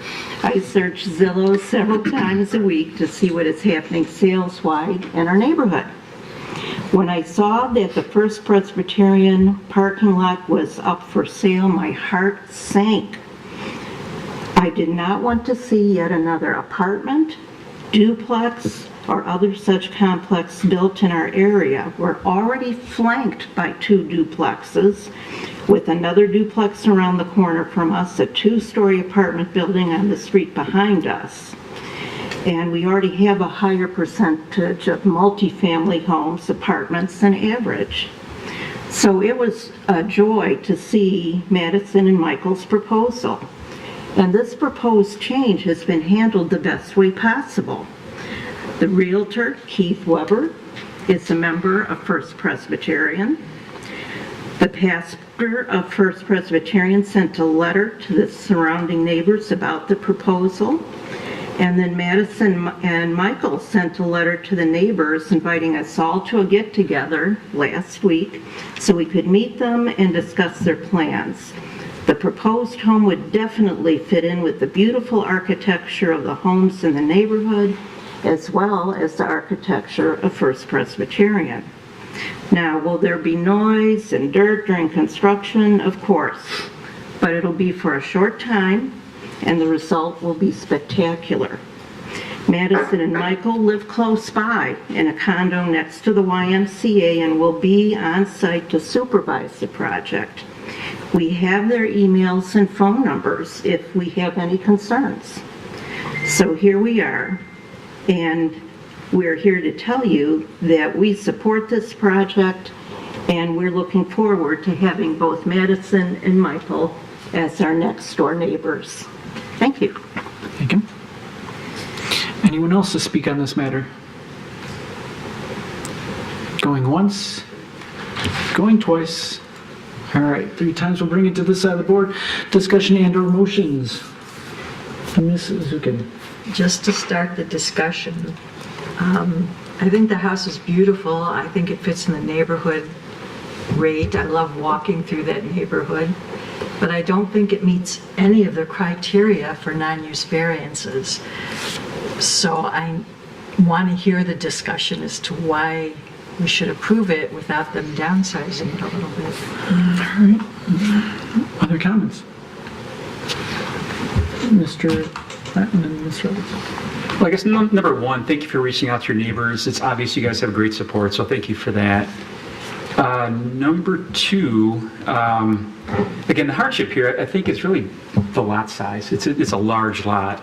And also, too, it's the large stately homes in the neighborhood, too. You can also consider that as a practical difficulty here. So, does the design fit the character of the street, in a sense? In my opinion, it does. All right, Ms. Robinson, and then... Just kind of looking at those non-use variances, A, B, C, and D, taking the premise that this area was designed back in 1915 when we were a village and designed or platted or whatever that long ago, what was intended for that area, that in a way is a hardship that's preventing the owner from what the uses that were put into effect more recently. That's A. And number B, the variance would do substantial justice, obviously, to the area. It fits in beautifully. It looks right in that area. It looks right in proportion to the church. If the location was intended to be that kind of spectacular neighborhood as it was in 1915, that the plight of the landowner can't even this is BC, the plight of the landowner is due to those unique circumstances. Again, that wasn't the intent of what was supposed to be built there back when that was designed and the envision of what Royal Oak was in 1950. And then number D, the hardship has not been created by any person presently having an interest in the property. I mean, the proposed, or the landowners right now weren't even born in 1950, I'm sure, so they had no way to know what that was. So kind of being devil's advocate to saying how those variances work to this, I think it fits well. Sounds like a motion. Oh. Mr. Wolf? So I used to live very close to there on 6th, and I've been through that area many times, so I am very well aware of the neighborhood. And I do want to say, first of all, I love seeing when people build on parking lots. Like, as an urban planner, I do not like surface parking, so that you're getting rid of some, that makes me happy. However, this does bring me back to a case we had a couple months ago, I think in Vincetta, where there was a very big lot, and I actually remember that we went back and forth on, was the lot itself a practical difficulty, and I believe we approved that one based on the lot being so big. And so the question I have, and I'm just thinking out loud here, is I would love to see what the other lot sizes are in that area, if they're comparable, if they are that half acre or not. I think that would be my question. And again, I'm not expecting an answer, but that if that lot is significantly bigger than some of the nearby lots or whatever, that might not be as much of a practical difficulty as, say, if all of the lots are, for example, 10,000 square feet or whatever they are. So that would just be my question, and that literally that's going to make me decide one way or the other. Mr. Moore? My question is probably for staff, because I think we had this discussion before. So on a large lot, what is the size house that can be built? 3,500? Still be 3,500 square feet. That's what I thought. So the fact that it's a large lot doesn't make it a hardship or practical difficulty. It would still be the same size that they could build if it was a large lot. Whether or not it was a large lot or a standard one-family residential, 3,500 square feet of usable floor area is still the cap. Okay, thank you. Mr. Clapp? So based on discussion up here, I would like to get a motion out here, just for, again, sake of discussion. So I'll make a motion to approve variance A, B, and C. One qualification upon that, they had offered to do something regarding the attic space. Correct. So with that in mind, which would reduce then down the square footage of that attic space. Do you know what that was? Okay, but we can go forward with your thing, constitute of whatever that subtraction would. Happy to amend based on that reduction. Okay. 540 square feet. 540 square feet, so if we want to just say 500 to make it nice. 1,100 square feet. Yeah. Just make it a nice round number. Yeah. That works for me, so that's my motion, if that makes sense. Is there a second? Oh, Mr. Gavin, go ahead, Mr. Clapp. So again, I think those were all great points, and you kind of read through the practical difficulty requirements here, so I agree with a lot of those. But, like that Vincetta lot, Hendry is one of those streets that can support a large home. Again, it's a large lot, the homes are stately on the street. I think a home of this size and magnitude is required here, or warranted here. So again, square footage in excess of the ordinance makes sense here. Yeah, sometimes we have to look beyond the numbers and place a value on the context of the street and what this is, and I think it meets the spirit of the ordinance. And that's for those reasons, that's why I'm voting to approve it. Mr. Kevin? Yeah, somewhat related to that, I had a little bit of pause when I was reviewing this earlier, but then I got to the end of the packet and saw like the amount of support from the neighbors in the area. Like, I don't think even in Vincetta we always see support like at this level. So that really actually made me move more in favor of it. And then with the subtraction of the attic space, that makes it even more, even better in my view, because it will fit the area very nicely. That is a showpiece of the city. I always love that area, and I really would like to see this. I would like to see this happen. I think it would be beautiful. Mr. Reddy? So I'm still torn on this, and hopefully you all can convince me by the time it's time to vote. I think I'm not so much worried about the driveway anymore. I think it's wide enough to make it not a safety issue. The case has been mentioned a few times is the one on Vincetta.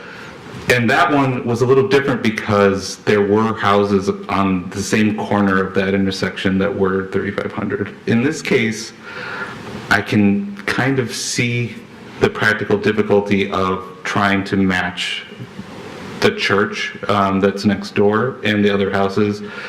I mean, it has been expressed that is a practical difficulty for them. So I guess I'm still torn, but it's a large request, but I think I can kind of see it in that area. But anyway, I'm still trying to work through it. Mr. Wolf and then Ms. Suka. So I guess the question I would ask then is what would be, so we're asked about what is a reasonable alternative, and that is the question I have, because I agree with Mr. Reddy, but I also don't know what the reasonable alternative would be. I mean, we could tell them to shrink the house to 3,500 square feet, but then at the same time, you would get, a sea of asphalt or grass or whatever they fill it in with. So I definitely see that. I think I'm kind of leaning more to supporting it than I did when we started, but yeah, I think it's just the size of that lot is that practical difficulty. And the more and more I think about it. Go ahead, Ms. Good. I never see a large lot as a practical difficulty. I think grass, I don't think these people would put cement in front of their house and they wouldn't be permitted to. But I think this street is different than Vincetta. Most of the houses have that grand Tudor look and are outsized. So that's why this one's difficult for me, because I still don't think that these criteria are met, but I think it fits there. And I think it'll work there, and I think it's lovely. So I'll probably vote for it. Well, I'll make a quick comment because I'm torn too, because I understand it's a large lot. I can almost be all right with the horseshoe.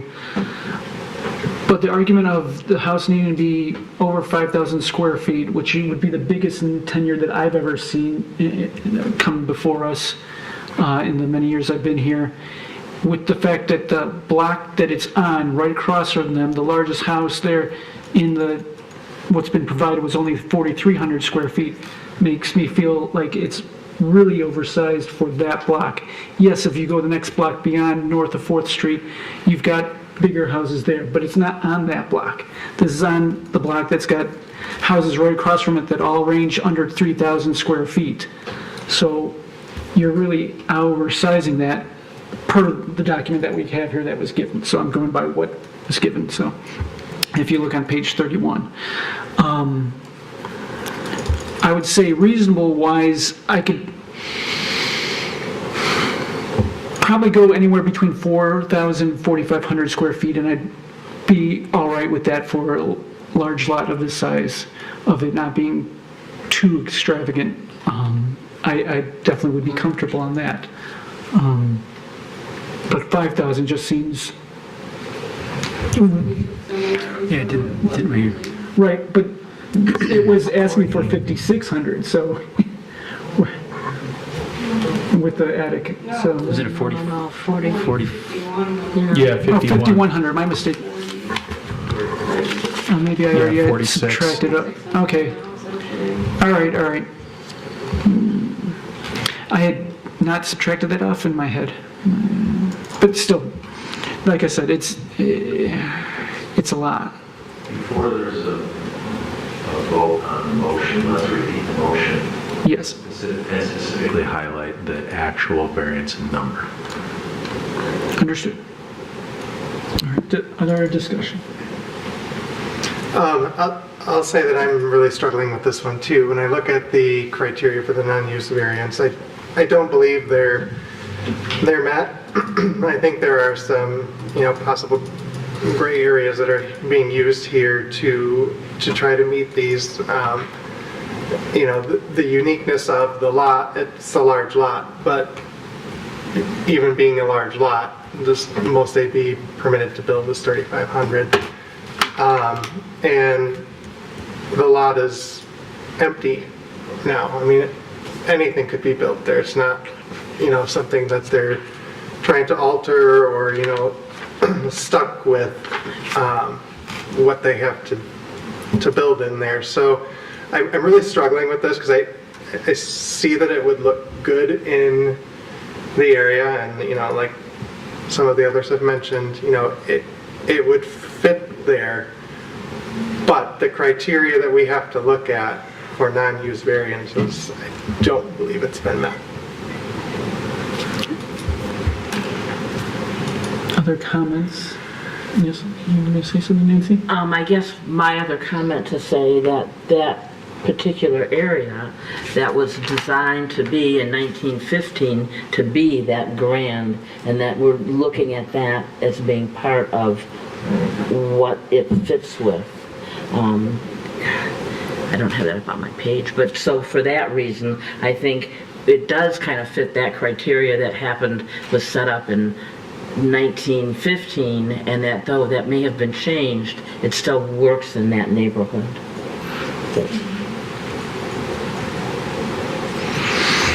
Mr. Wolf and Ms. Grant. I'm in support of the variances. I do think it fits the character of the neighborhood, and there are several houses on the street that are as large as this house. Okay, Mr. Wolf. So on page 15 of our packet, it looks like there would be some kind of tree cover or some kind of, it looks like there would be trees there. Do we know if there's going to be some kind of, if they're going to plant trees in there, or obviously it's not going to be concrete anymore, but it seems like, looking at some of the other pages, let's call it page 19, the overhead front aerial, the aerials, it looks like there's going to be a lot of empty green space there. If there were, if there were more trees or stuff like I saw on page 15, maybe that'll help fill in the space a little bit better. That's just, again, just comes to mind as, it just comes to mind, I guess. Any other comments? All right, seeing none, we'll move to vote. Please make sure you raise your hand. Oh yes, will repeat it. So then, that would be, the motion would be to grant variances A, B, and C, A being waive 1126 of the... Is that 1626 minus 541? Are we talking, or what? Yeah, and round up. Okay. Yeah. I just thought it'd be 1,100. 1,100 square feet of maximum permitted use. B, waive 74 feet of the total allowable accessory ground floor area for 800 square feet. Waive C, waive 9.2 of the minimum required 35 front yard depth to allow for a horseshoe driveway. Yes, Mr. Moore? If the attic space is 570, and you're saying 540. 540, gotcha. Is that going to give them enough space even without the attic if we do 1100?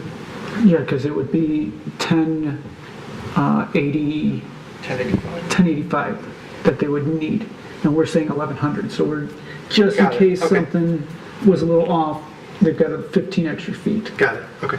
I want to make sure the petitioner understands the motion on the table. Do you understand the motion on the table? Yes, it's the approval of the three variances requested. And do you understand the numbers associated with variance A? Yes, we're going to close off the door. We're only going to have access through the garage to the attic, and that number then reduces by 541. And there's nothing we can do about the airspace. That's right, that's the 100 and You're right. 170 or so. Yeah, foyer is the foyer. Not buildable, quite frankly. All right. Because that gets us down to somewhere house size of what, 4,500, 4,600 is what I think the actual size would then be. Okay, thank you. All right. Hearing all those motions, all those in favor signify by saying aye and raise your hand. Aye. Opposed? Nay? All right. I'm just going to sit this one out. Okay, and one abstention. That's fine. No. All right, motion carries. Can't have any abstentions. Oh, Then I'm the same now. okay, so then 2 noes. All right. Motion carries. Congratulations. Best of luck to you. Thank you very much. Appreciate it. We'll move on to case number 24-04-13 for 810 South Washington Avenue. Whenever you're ready, take it away. This is a vacant piece of property on South Washington. The petitioner is proposing a 3-story multifamily building with 5 residential units. And the site plan was approved by the Planning Commission at their March meeting with the contingency that they obtain the variances as they're requesting in front of you tonight. The Planning Commission did not have any objection to the design as proposed. The 5 units under the zoning ordinance provision require a minimum lot size of 18,000 square feet. This particular lot is 5,445 square feet, so certainly less than the minimum required. So they're seeking a variance in order to waive that standard. They're proposing to provide parking off of the public alley, several rows of tandem style parking, and that would get them to 2 parking spaces per unit. So 10 parking spaces. And the driveway width, which is shown on the screen, and it runs the entire length of the property along the rear alley. So it accesses the parking as well as the small storage area for the refuse containers. So it's paved from edge to edge, property edge to edge along the alley, and the property is 49.5 feet wide. So it's paved at 49.5 feet wide. The zoning ordinance allows for a maximum driveway width on any public right-of-way of 30 feet. So they're seeking a variance in order to pave across the entire property and to access those required parking spaces. I will say that in 2014, there was a proposal, there was an approved project which was mildly similar in nature, a 3-story building with 5 units, and they obtained at that point in time, different petitioner, but they obtained the same variance request as you have in front of you today. Not that that's a standard for your review, however, it's worth noting. Any questions for staff? Mr. Clapp. So, Mr. Murphy, based on the report, by right, they could probably do 1 unit here. Is that really what it, based on the square footage of the lot, they could probably do 1? Doesn't even meet the minimum lot size for a single It's like family home 9,000, right? And not to put you on the spot, maybe it's more of an applicant question, but a lot of the multifamily developments that come through new developments that have perceived shortages or zoning issues go the PUD route, planned unit development route. Is there a reason why this applicant selected to go site plan approval, the zoning board versus the PUD route? I'll defer to the petitioner as to even if they know what those terms that you're referencing are. I didn't go the planned urban development route because when I went to apply, that was just how it was suggested to me. Meaning that I was gonna have to get, because I asked, shouldn't I get the variances first? Because if I don't get them, then why am I going to the planning board? And they said, you're gonna need both, so we can get you on the planning board first. We can look at your plan, go over it, help you move forward with, we made changes and added green space and different things, and we ended up where we're at now, and I think it's a great building. Yeah, I just asked, I know, and maybe I didn't get a chance to see the planning commission meeting, but I know sometimes with the PUD route, it's a trade-off, right? If you have a parking shortage, or maybe you have an issue with this, with the unit, the density on the site, you give something back to get that a community benefit. So that's the only reason why I brought that up. And I also have another building like this on Lafayette. That's why it's kind of designed similar. The alley, or it has the parking in the back, tandem or stadium style, same thing off the alley. And it's worked well for 20 years. Okay, thank you. Other questions for staff? All right, seeing one, petitioner may present their case then. Going over the two variants that we're requesting, the first one, like you said, I wouldn't even be able to build a building here. And the reason that it's in the mixed use too, that was explained to me, that is because of the residential to the west, which is multifamily also and has more than what I would be able to get with what the zoning is. As far as the driveway, I'm also just asking for what my neighbor to the west has, which is alley parking. I don't consider that a driveway. I think it's more of a verbiage situation as far as the 19 feet. Since we're asking for a driveway, and it really doesn't have a driveway. It's alley to parking pad. I also brought pictures of the building, which didn't get in the file folder, but if you guys want a copy of them, set them up there. Yes. Thank you. Any questions? Any questions for the petitioner? Have you discussed this plan with the neighbor to the south, and do they have any problems with The south, the homeowner to the south? the home on the south? I did not. Okay. Mr. Kevin? I just didn't catch your name or... Oh, Jason Scott, sorry. Okay, and you're representing Scott Quality Homes? Owner of Scott Quality Homes, All right. owner of the property. Thank you. Are you planning on renting or selling the renting? Okay. And obviously, people can stay there for as long as they want, as long as they pay their rent. But how often do you anticipate people moving in and out? I've had people live at 118 and 120 Lafayette for 11, 12 years. I just had one become, they've never been vacant ever. The last person who just moved out on the 10th of March lived there for 7 years. People love living in the city of Royal Oak. They love living downtown. I wouldn't say it turns over quick, but it's a lot of young professionals that I've been renting to, and there's demand. I guess I'm asking more of a, how often are, you're going to have how many U-Hauls going through that little alley and... I own a lease, so it wouldn't be like full rental as far as month to month, anything like that. Right, yeah. So it would be minimum of a year at a time. Okay.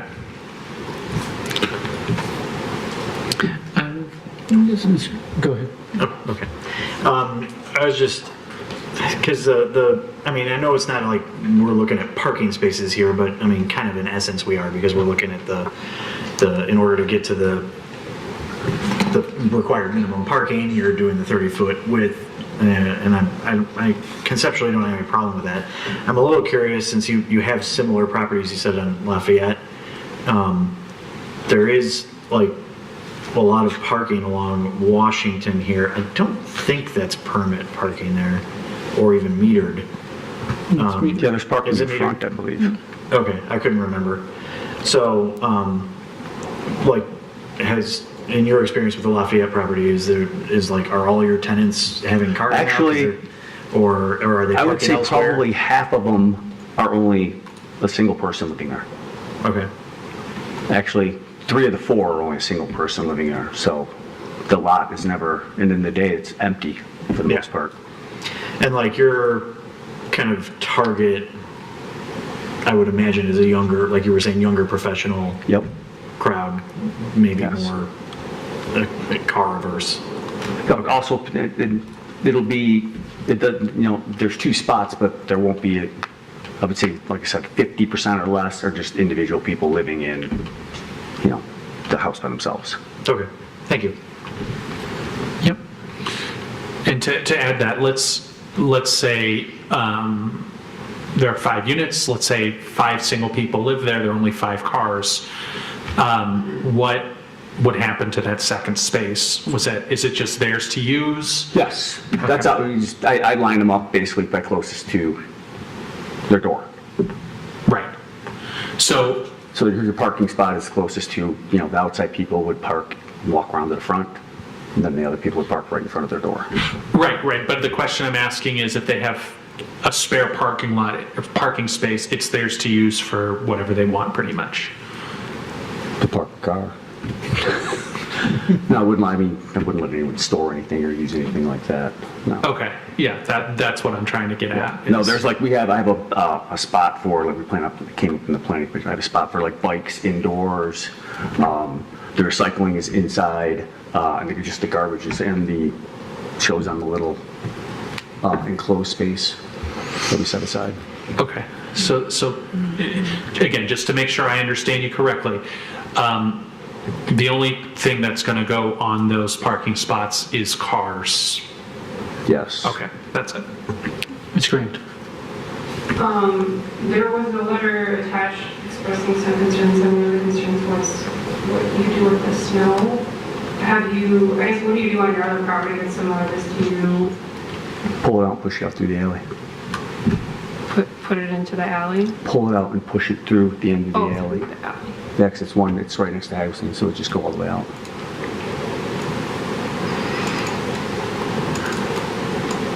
Any other questions? Mr. Ward, Mr. Clanton? Yeah, mine was to the snow removal too. So you said pushing it down the alley, where does it then get placed? Like Right at the edge of the easement. I don't know if it shows on the edge of the street. Okay. Right there. Yeah, there's a little bit of space to the south in the lot. There's a little bit of space to the east, it looks like. Okay. And one of your neighbor's other concerns was access to their parking during your construction period. We shouldn't obstruct. Actually, the site should be pretty good to work from. Okay. As far as we should be able to work in the parking lot, as far as like vehicles and storage of, material and that kind of thing. And I'm going to have it gated from both sides, so. Okay. They should have 0 limited access. It should be wide open all the time. That's the way I'm used to working in Birmingham and the city of, so it's not a problem. Sure. Mr. Clinton, I guess just the one thing, like some of the applicants that presented prior, they mentioned like their practical difficulty or hardship statements. Can you address those for the 2 variance requests? They got a lot. Oh, sorry. No. Like I said, the driveway approach thing it's basically, the access via driveway, which, like I said, we really don't have. We're looking for the similar parking that everyone has off the alley. Similar to your neighbors. Yes.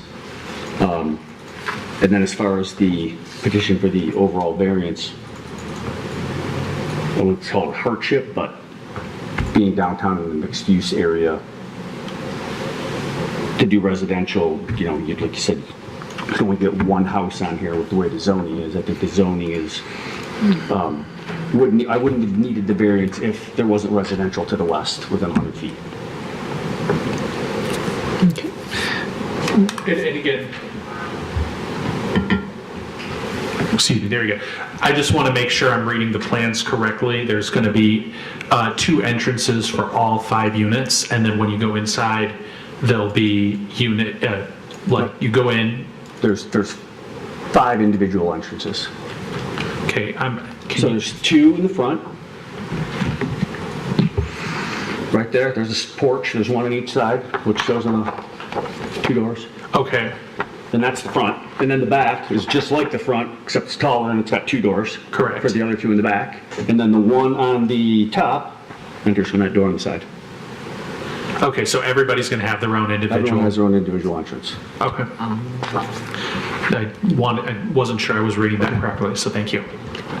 Mr. Moore? I'm going back to the practical difficulty for a minute there, because I believe I heard Mr. Murphy say that this site wouldn't even qualify for a single-family residence. I mean, it's a site that something has to be built on someday, and if not this, then what if it couldn't even be a single-family home? So, I mean, that's kind of where my mind was at with the practical difficulty, so I just wanted to kind of share that. Yes, Mr. Reddy?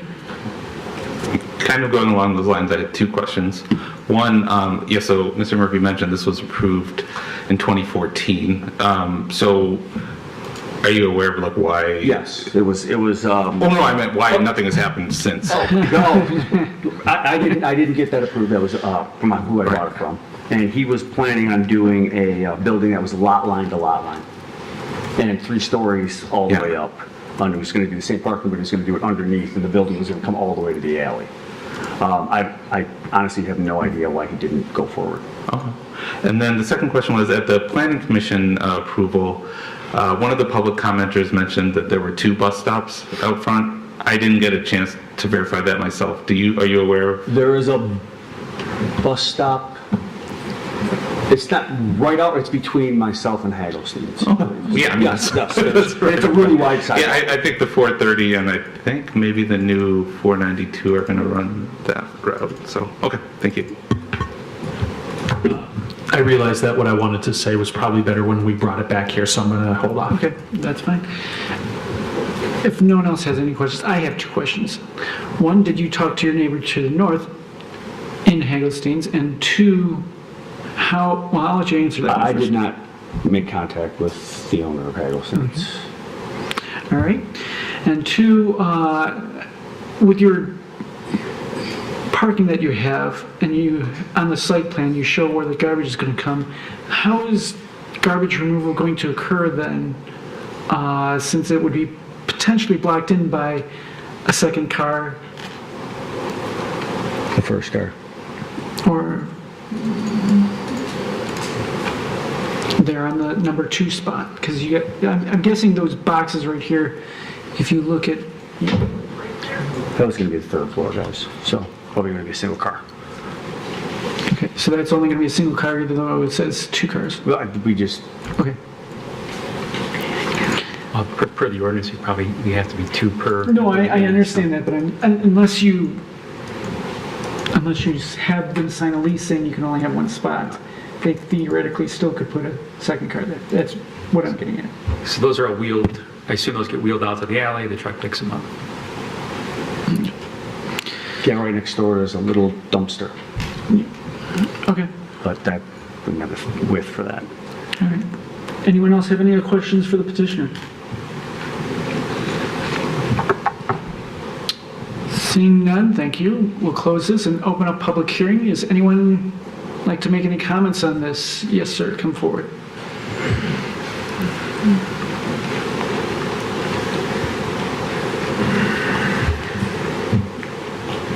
Yes, Gerald Rice. I live next door to this on single-family residence. He's talking about bringing in 5 more units into here. That's going to bring 10 more cars down that poor alley. We have the condos right directly behind them, which each one of them have 2 parking places. And on top of that, I own 3 parcels on that alley. I own 814, 824, and 314 9th Street, which runs alongside of it. It will increase the traffic in that alley like there's no tomorrow. You're bringing in 10 cars into a 1-car alley. And you're going to have people backing out of the condos. You're going to have people trying to find parking. You can't park on Washington. It's only 2 hours parking. And no overnight parking. So that's going to force them to start looking for guests or anything else. A lot of people come in. I own rental properties. I have 2 apartment complexes plus single-family homes. So I know what happens when you have rentals. You have people come in and out of town. You can stay with me. So where are they going to park? Well, they're going to have to go over on 9th Street because that's the only thing left. Well, that's pretty much filled up almost every night from the residents that live there. Plus there's a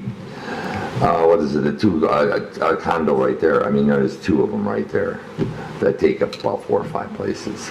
There's just the parking is just not there. And when you start using parking from front to back, I've been, as I said, I'm a landlord, I've been one for 50 years. That does not work. Every time I've seen it, it's just never worked because, and there's always the statement, they all won't be there at one time. Well, what happens when they do? Which happens quite often, especially at night when they come home. One person rents the apartment, then he has their guests come in, they move in. There's 2 people in this apartment. It started out only 1 person.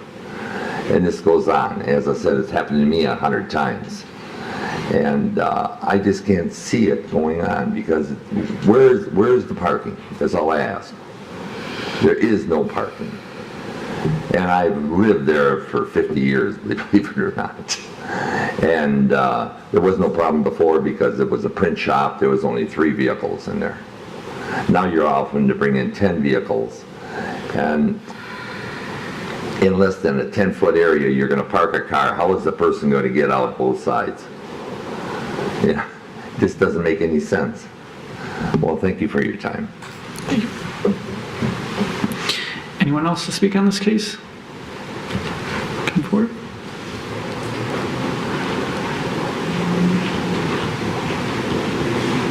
Good evening. My name is John Hull. I'm at 325 9th Street, right around the corner from this proposed building. I have to mimic what Gerald said to a T, and I don't even have the luxury of living next door to it. But I just don't know how much parking we get from downtown and how it overflows onto 9th, which is a stupidly narrow street in the first place. I had a couple of questions as well, one of which was the removal of the snow to the easement. Well, the easement to the north on the right-hand side is private property of Hagelstein's. The easement to the left, that's where the apartment snow goes. So I was wondering if there's going to be a roof over the car, which might eliminate a lot of the snow removal problems. Also, I was curious whether or not there are any utility poles behind the parking, which would make egress really fun. I believe there is at least one. Something has to go there. I just think this is a little bit out of scale. Thank you. Anyone else for comments? Going once. Going twice. All right, we'll close this and bring it to this side for discussion and or motions. Mr. Reddy. I could just start off the discussion, I guess. I'm a little torn by this one. It's a large ask.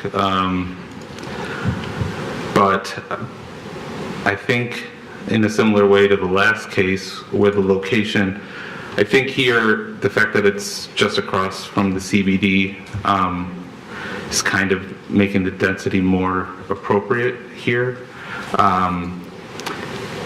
The parking, the requirements are 2 spaces per, which they've met. And at the Planning Commission, the public comment was in favor, and it was mentioned that this would be attractive for people who didn't want to be driving or drive less because of the bikeability, walkability, and busability in that area. So that's kind of where I'm torn on, but I can also see,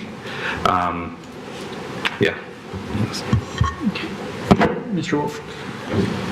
So I actually really like this proposal. I saw that it is zoned for mixed use, and mixed use can also be multifamily, and that's permitted.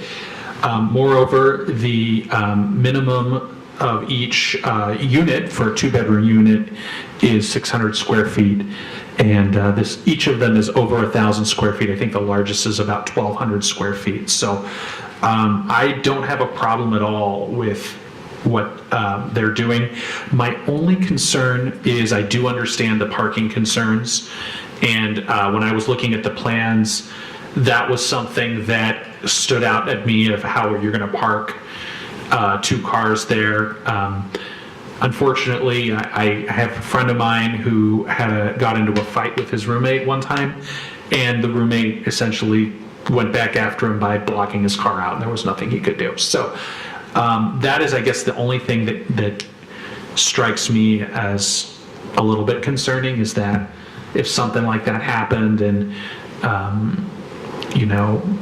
my car's here and your car's there and we get into a fight, like things like that do happen. So that's really my only concern, but I'm in favor of the project otherwise.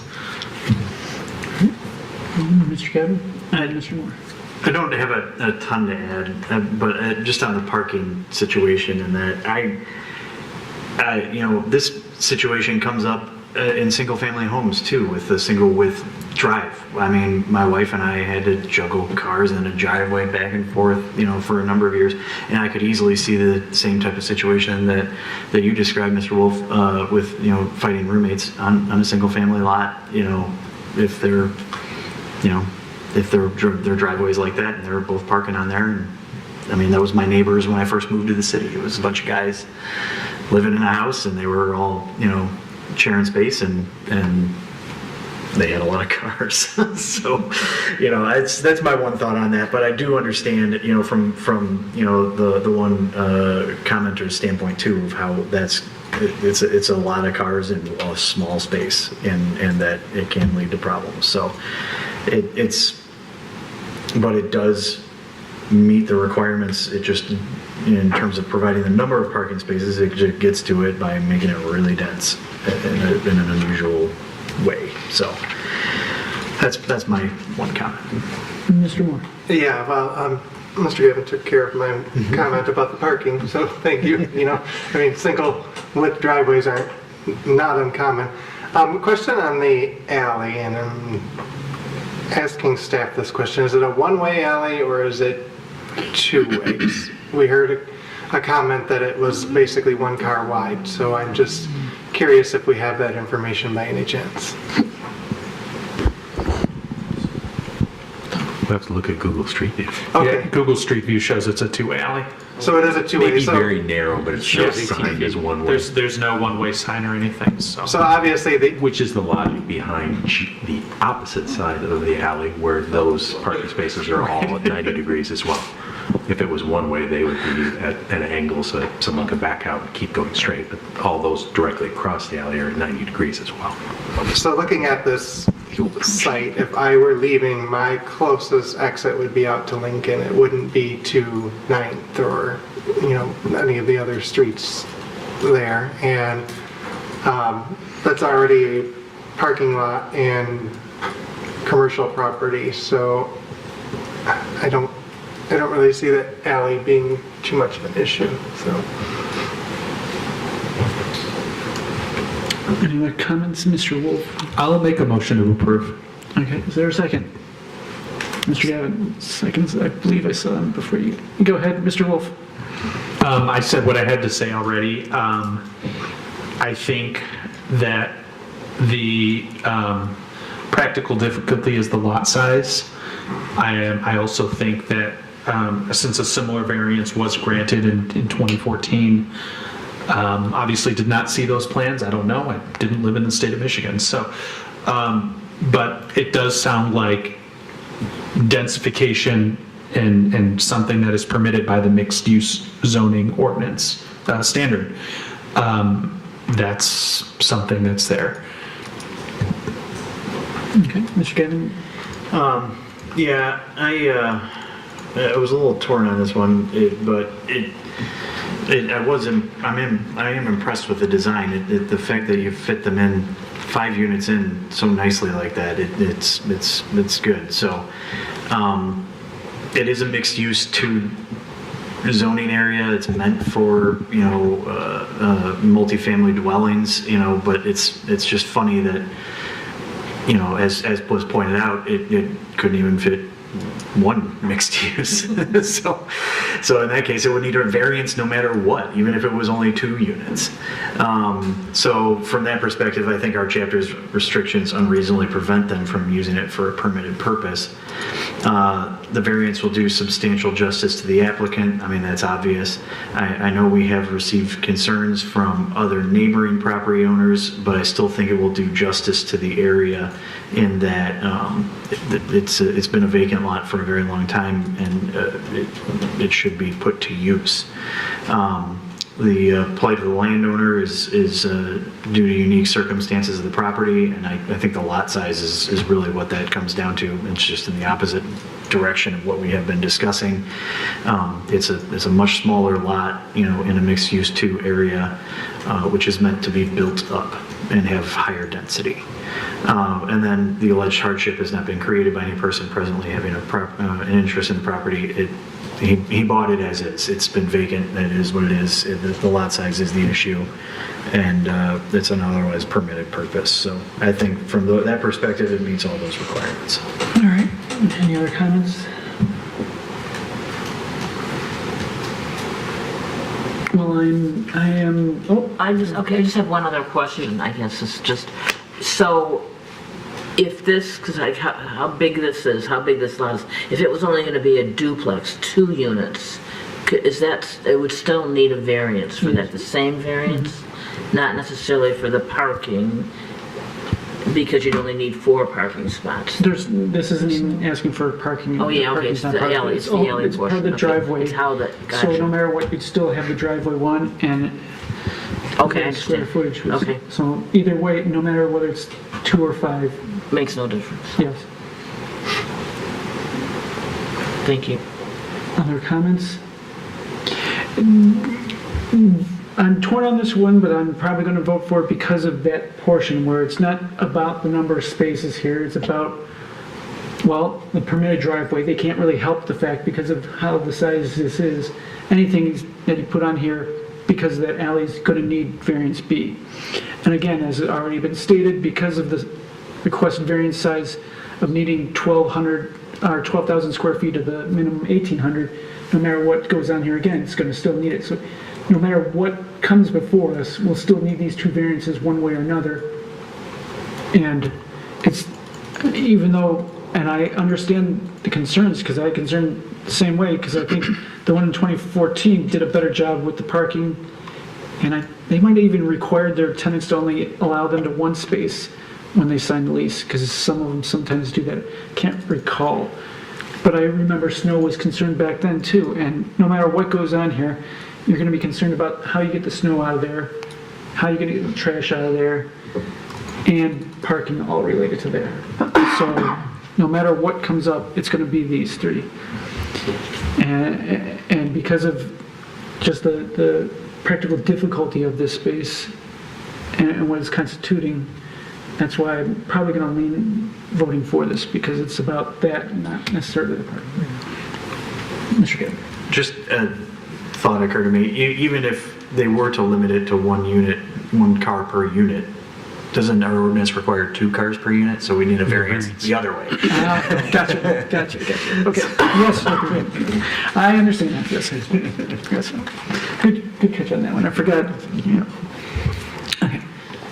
Anything else? All right. Seeing none, we'll move to vote. All those in favor signify by saying aye. Aye. Opposed? All right. None. The motion carries. Best of luck to you. And that'll bring us to the final one, which is case number 24-04-14 for 301 West 4th Street. There are several properties on the block bound by South Washington, between South Washington and South Lafayette, West 4th and the 5th Street walkway. This building, rather, all those buildings are utilized in a regular shaped public alley that's accessed from South Lafayette Avenue. And the petitioner has a small surface parking lot behind their building, which is accessed from that parking lot, from that public alley. At the March 12th City Commission meeting, the City Commission entered into a license agreement with the petitioner to allow them to place a trash compactor partially on their property, partially within the city's public right-of-way, the alleyway. And with the contingency that the petitioner obtain variances from you tonight from the design standards specific in the zoning ordinance specific to refuse enclosures, which require 3 sides of 6 foot high, at least 6 foot high masonry screening walls, front gates, and a concrete pad that the compactor sits upon. The petitioner can express, but they did reach out to our office, I believe it was earlier today, and they offered to withdraw the variance request related to waiving the concrete pad. But that would still leave the variance request related to 3 sides of a masonry wall and the front gates, so that the compactor would have a designated location and it wouldn't impede any use of the alley. You can see from the photographs that the compactor is in that approximate location right now, so it gives you a good idea where it will be placed.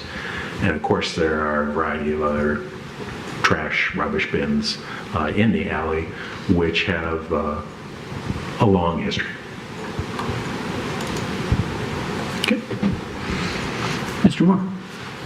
Is there something in the license agreement with the city that prohibits the enclosure from being built around the compactor? Because I'm not understanding why there isn't a proposed enclosure. The petitioner didn't elected not to present an enclosure to the City Commission, so the City Commission granted them the license agreement, but stated that it needed to meet the zoning ordinance standards, the masonry walls and the gates and the concrete pad. And the petitioner has chosen that they don't want to go to the expense of constructing that, so they're here seeking a variance. If you don't approve the variance request tonight, they would have to go back to the City Commission and ask for a modified license agreement, since their license agreement is contingent upon them getting or obtaining these variances from you. So it wasn't the city that was opposed to having a structure built in that little triangle? Okay, got it. Thanks. Mr. Reddy. I have a question. If the city revokes the license agreement, will the variance still be in effect, or would it automatically?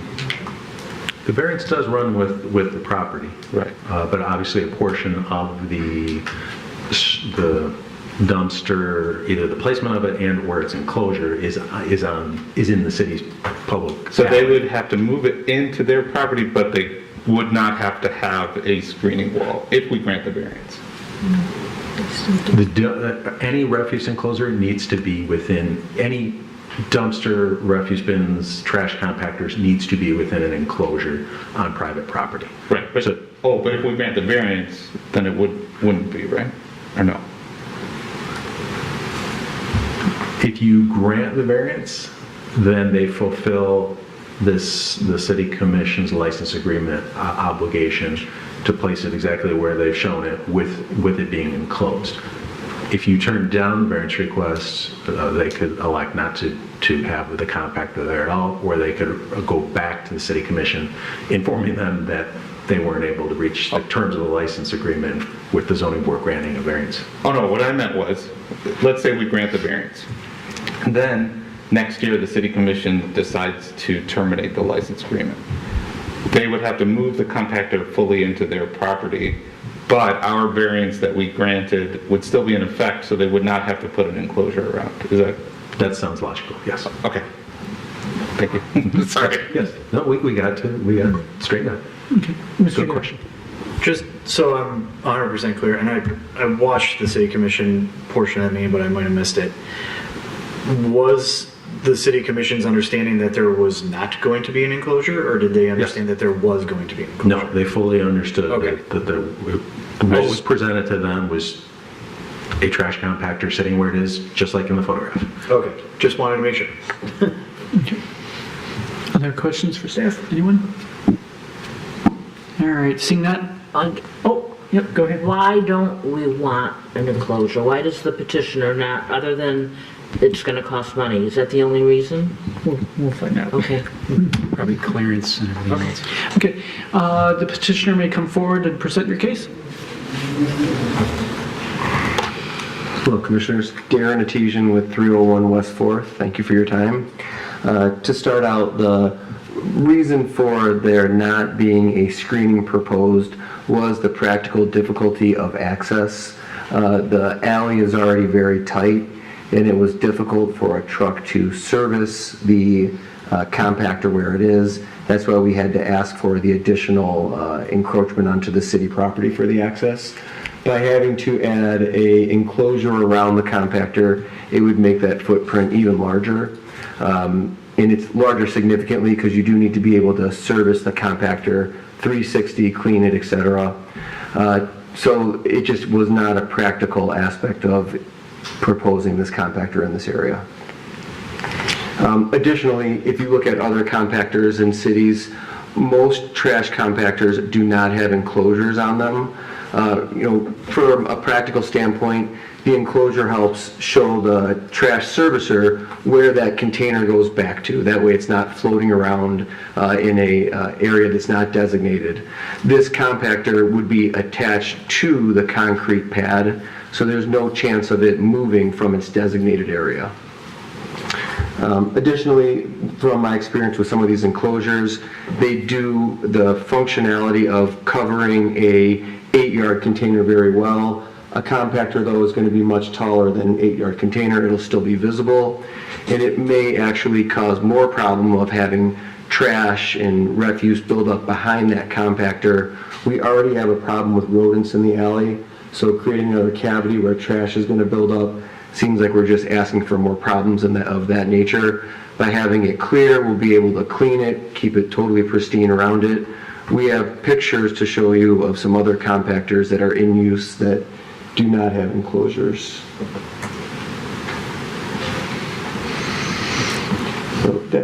So the actual compactor would actually be drawing to the left of the drawing there into the private property.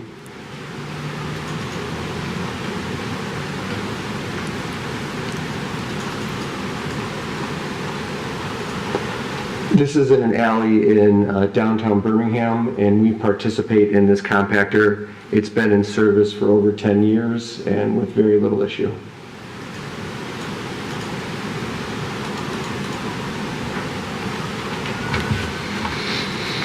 Another compactor similarly in an alley with tight clearance.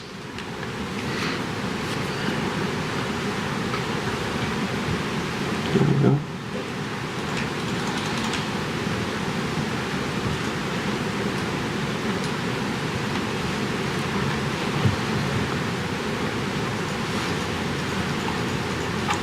Because there is a mechanical component to the compactor, the enclosure would need to be even larger than just a regular 8-yard enclosure, and it really would make this concept and this improvement not practical for us if we do have to do, if an enclosure was required. To go along the line of your idea about would it be tied in to the use that the city has allowed, maybe there would be a way where we could, if this was approved, this variance, it would be tied directly into that use. So if that was taken away by the city, this variance would go away as well.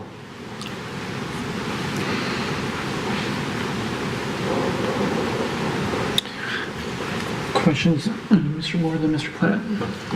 What practical difficulty are you trying to solve here with something as large as a compactor when I see an alley and private property with many dumpsters there? I mean, what are you trying to do here, I guess, is what I want to understand, the practical difficulty of why it has to be a compactor this big that's not. It doesn't have to be a compactor.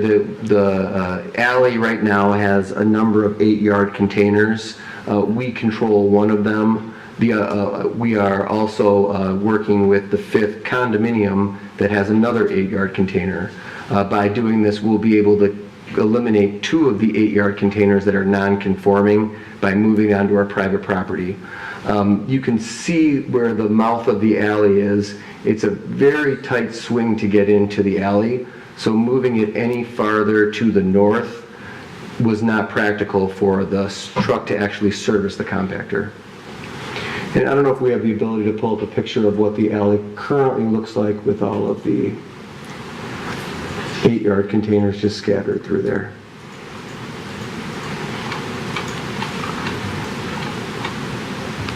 It's our hope that, you know, we have the 5th agreeing to partner with us on this. It's our hope that other individuals will also want to co-op on this.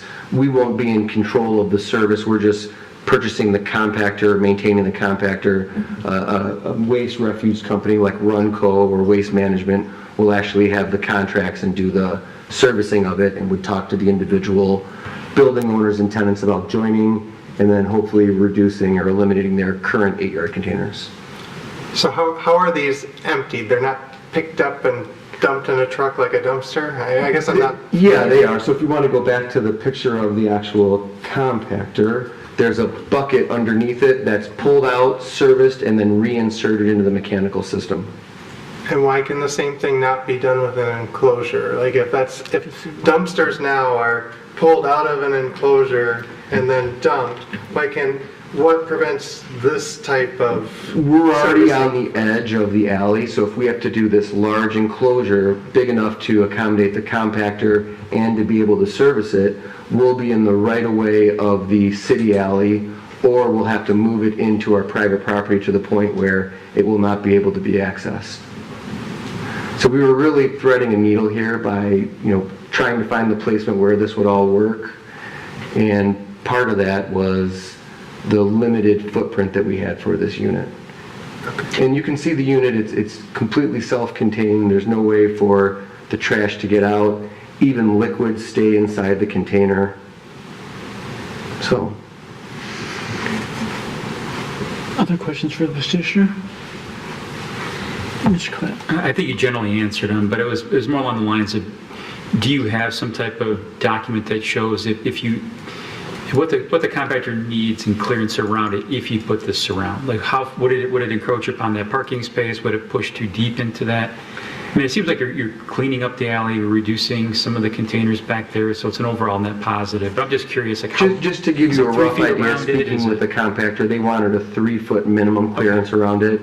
If you pull the picture back up of where the compactor is sitting in the alley, we are really tight, where we can still keep it on private property, allow that truck to swing in, and not interfere with what else is going on in the alley.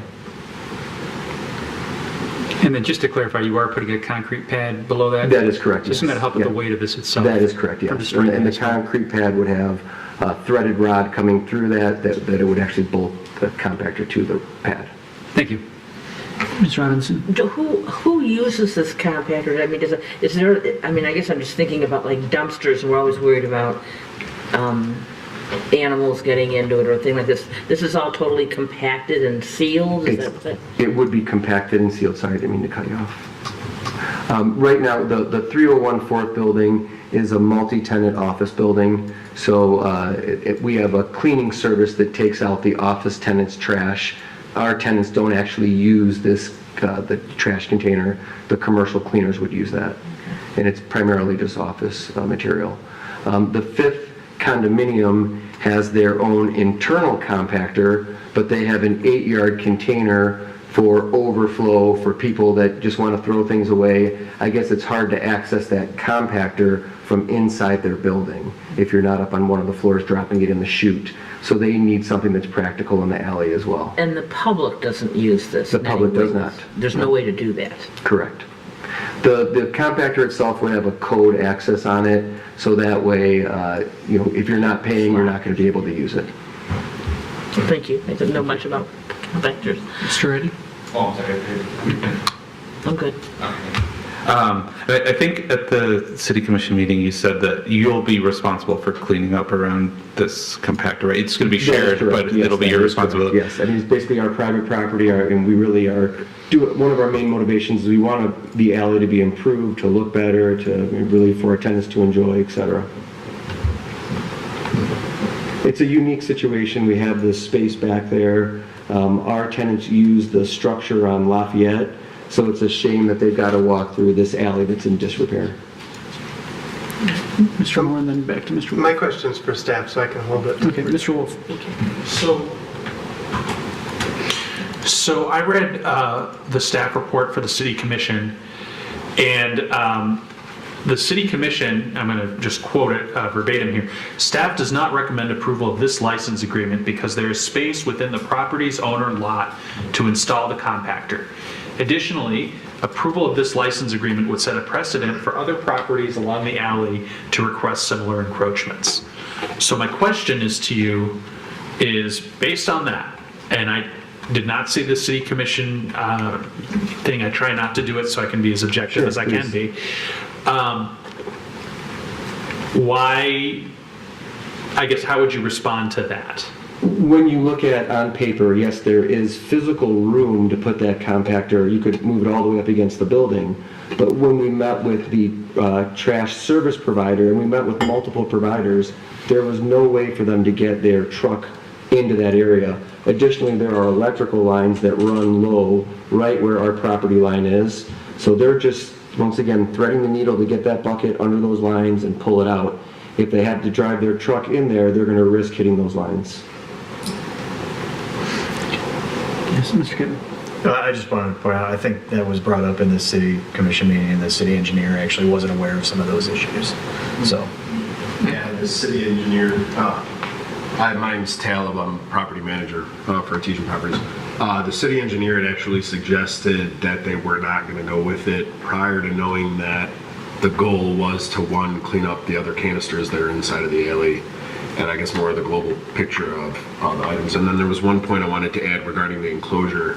If you see how far that can hangs out, in our communications with the Fifth, they have, I don't know how many floors there of people moving in and out of there. So if you go back to that alley on a regular basis, you'll see a large moving truck backed up in there, which makes it a little bit difficult if I have to add, another 2 feet coming into the city right of way. On top of that, underneath, close to there, there's a gas line that we're trying to stay away from. But if we get out there and I have to put a concrete footprint underneath a brick wall, then I might be affecting some of those things that are under there. So that was why we tried to pinch it in as much as we could without affecting the service, as well as trying to take up the least amount of alley space, but in turn also clear out. And then the last point I wanted to make is you see those 2 cans that are in the back there. Approximately 45 days ago, we had a backup inside of the building, and come to find out the sewage outside in the alley was being blocked up, and the city contractor came out, and he actually had to snake from Lafayette because he couldn't get the truck up close enough to the manhole that's sitting behind those canisters there. So it added about 30 minutes to the process, having to run the snake up, turn it, run it back up, and then blast and clear the line and back up. He couldn't get into to access what he needed to. Mr. Moore. I'm sorry, this is the same picture I have on my screen here too. And all I see is an alley full of trash containers. Which one are you referencing in regards to where your compactor will be? Is it the black one and about the center of the picture? Yeah, we're the crosshair line. Yeah. And then I believe it's the lime green one in the back that the Fifth is in charge of, that they would be eliminating. So that one in the back, the lime green one? Correct, yes. Okay. The forest green one, that's someone else's, and hopefully they would in the future participate and get rid of that one as well. All of those containers you see are on city property. None of them should actually be where they're located per the codes. Oh, okay, thanks. Ms. Zukin. To clarify, the reason it has to be in the alley is because it can't be accessed by the truck that comes in and empties it? It has to be, in the alley. There's no other place inside of the building per se for all of these owners, except for I believe one building has internal trash. No, but I refuse. mean, why not on your private property? It is on the outside? private property. We have a license agreement for 2 feet approximately on the city property. If we had to do the enclosure though, we would need even more space to the point where the compactor would not be serviceable.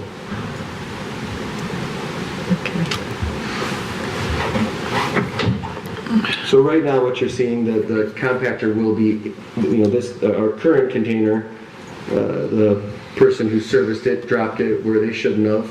The compactor will be inside of that footprint, inside of the yellow line. The encroachment is actually to the east, not into the alley right of way.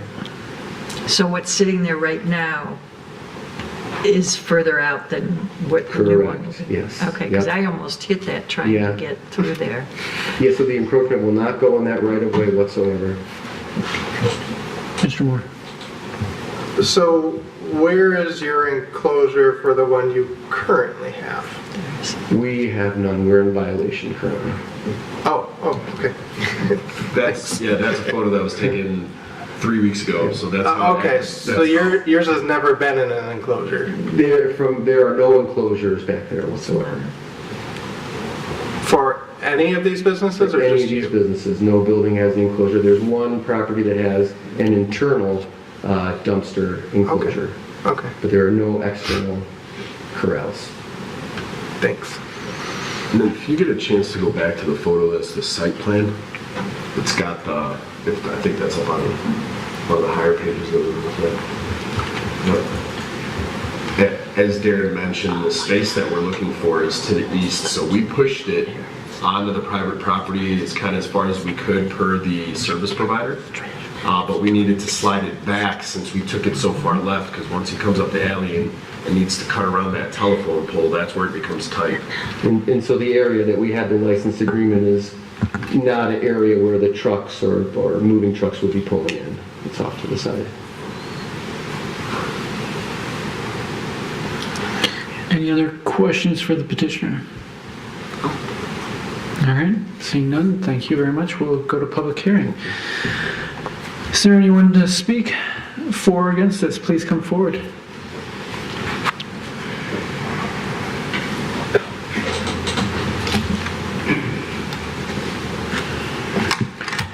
Good evening, my name is Frank Hobart, and about 25 years ago I bought the Kresge building, which is on your drawings. I'm 408.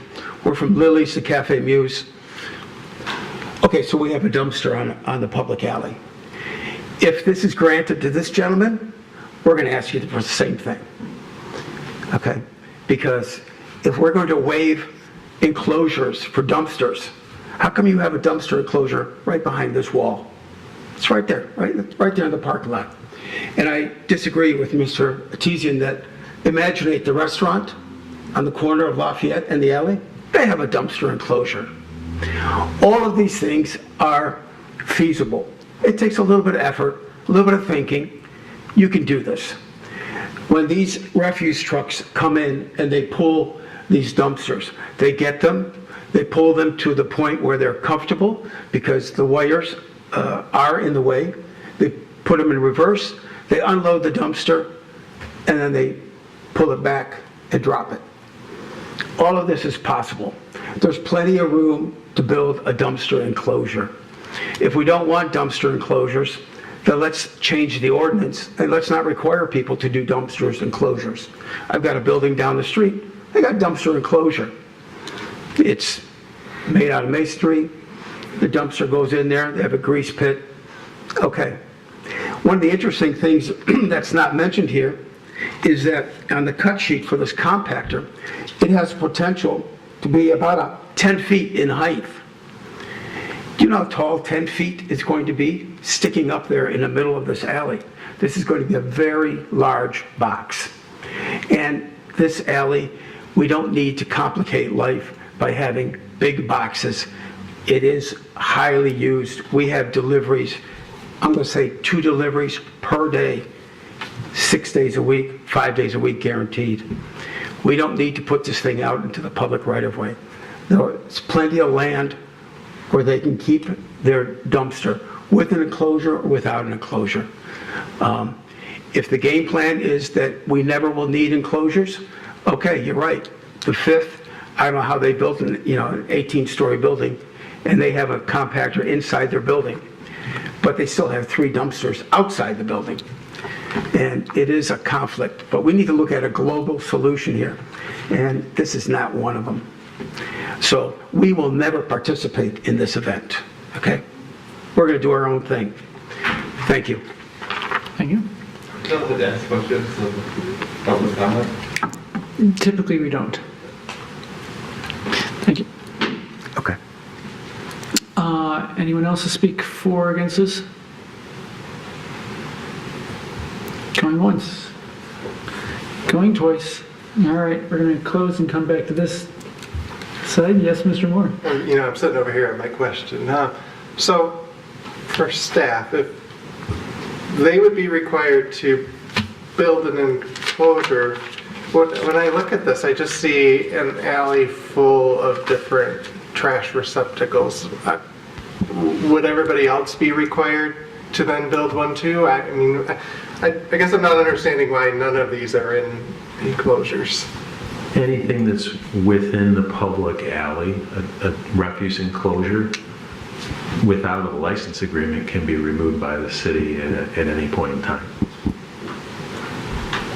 All the ones that are out there now, that alley's had a lengthy, contentious and litigious nature to it regarding dumpsters for a very long time. Oh, okay.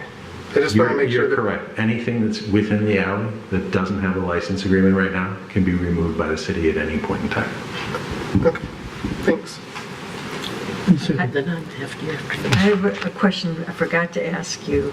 The reason why you have to come before us now and why you had to get the license is just because you're replacing your current dumpster with this compactor? The reason why we're before you is, number one, we wanted a license agreement from the city to use a portion of their property, that couple of feet to the east, and then now for the variance, for the hardship of the access of if we had to put the enclosure, we're not going to be able to do the compactor. And if I could just go a little bit further, I see the trash containers different.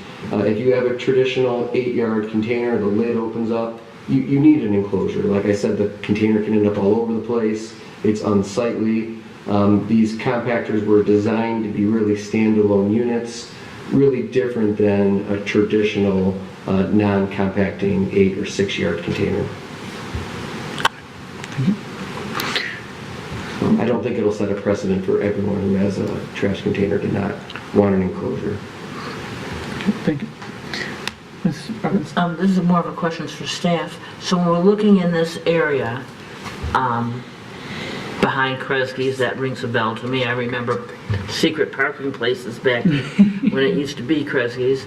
But even then, all the trash containers, I mean, if you just have an 8-yard trash container in that area, the staff, that's supposed to have a wall around it, and it's supposed to be concrete, even if it's on the public alleyway, and if it's on its own property behind there. Am I understanding that right? If it's on private property, yes, it would need to be enclosed. Okay, and if it's in the alley, then it shouldn't be there at all. Is that what? Correct, unless there's a license agreement with the city commission, either not a concern over having it enclosed, or informing the petitioner they need to obtain. If the license says one way or the other, whether it needs to be enclosed. Okay, thank you. Mr. Wolf. So on Google Maps here, looks like there is an enclosure on South Lafayette, and that's, excuse me, on South Lafayette on just north of 4th Street there. I know that is an 8-yard bucket, but I mean, that's right there, that looks like an enclosure, and also based on what staff said, that without a licensing agreement, these can be used at any time. It just doesn't pass the sniff test for practical difficulty or hardship, especially if, as was said, that they can come in, back out, the trucks can go do their thing and bring it back. So, excuse me.